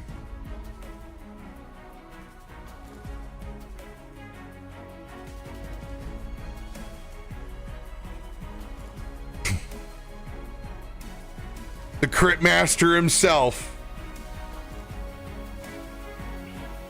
One last wisdom save for this shithead.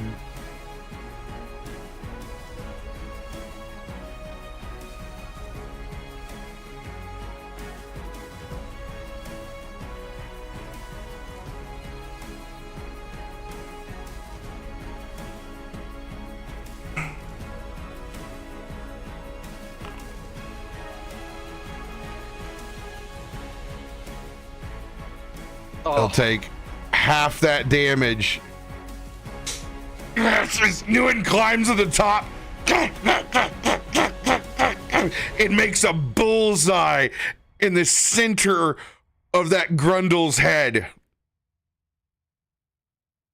Maddox, take your shot. Go. It's gonna pull that longbow. Just flying above this thing's head. Gonna aim straight down.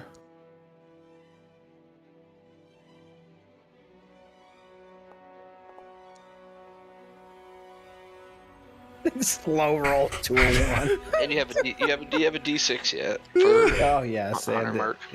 and the hunter's mark. Oh, I gotta do it this way again. Still holding on. 3 damage is what you needed from the hunter's mark, baby.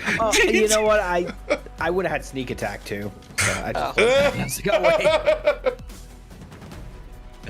DTD, you put one last arrow in the Grindle. Arrow goes right in the hole. That's a little bone knife just left. It's right through the skull into the brain.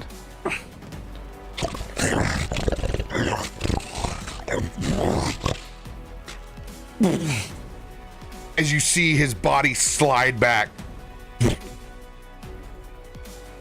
as it falls and catches in the gutter and then tumbles down, slowly fading into gold. As it melts into the snow, there's this trace pattern of a human figure enveloped in solid gold.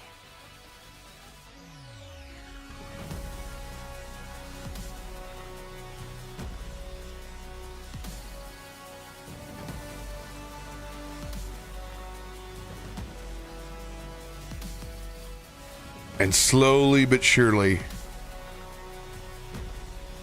that increasing winter storm begins to back off. And as all of you are catching your breath, up on top of the roof of Slappy's, there's part of that Grindle's golden blood that drips down as a few botches hit the top of Slappy's head. And that is where we will end our New Year's Eve one shot. The Grindle! That was so fun. This tanking stuff's easy. Bro. Oh my god. I never want to roll nat 20 on intimidation again.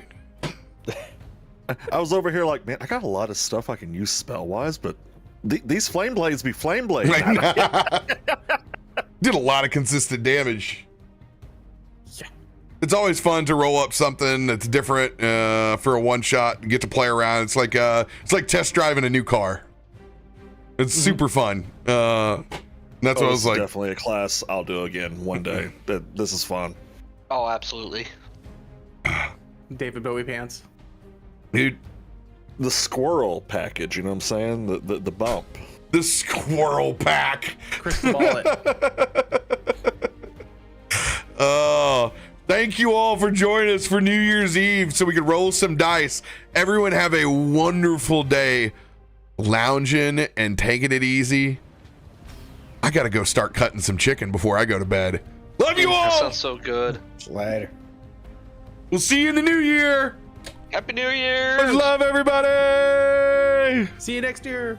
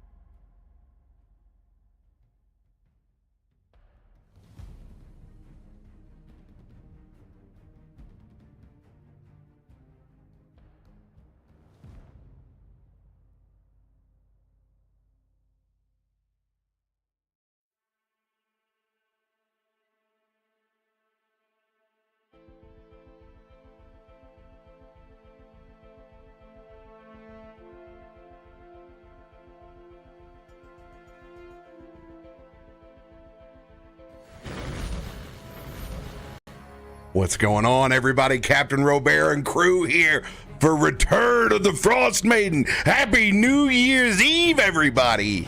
Welcome, welcome, welcome, welcome. The eve of the new year. 2024 and forever. Happy New Year's Eve. I'm celebrating over here in my office with a cold cup of milk to soothe the heartburn. I had that last night. I was up till 6 a.m. Milk of Ignatia. Everyone else can enjoy themselves because I have to be Voodoo Ranger free because I'm at my office and I must come home this evening. So unfortunately, I do not get to live as rangerously as everyone else tonight because my office is downtown. So that is not even a one sneak Voodoo Ranger for me on New Year's Eve. Not a chance, my friends, not a chance. Cops will be watching. But I'll tell you what, when I fry chicken tomorrow, I will have all of the beverages, I promise you. I'm frying all day tomorrow. I think I have 65 pounds right now. I don't think I'm going to take any more. I think I'm done on that. Oh, that sounds Alright. so good. The question though, I didn't see the picture. So buttermilk or pickle juice? Neither. Neither. Nope, I do a 4-hour brine on my boneless wings now. So I used to buy only tenders to make sure I didn't get chewy bites, but it is very hard to buy tenders in bulk now. So I get the chicken breast and I brine them for 4 hours in saltwater brown sugar like I would my turkey. So they are deliciously tender. And in the brine process, it breaks it down a little bit. So you get this lovely, like, soft, pillowy bite.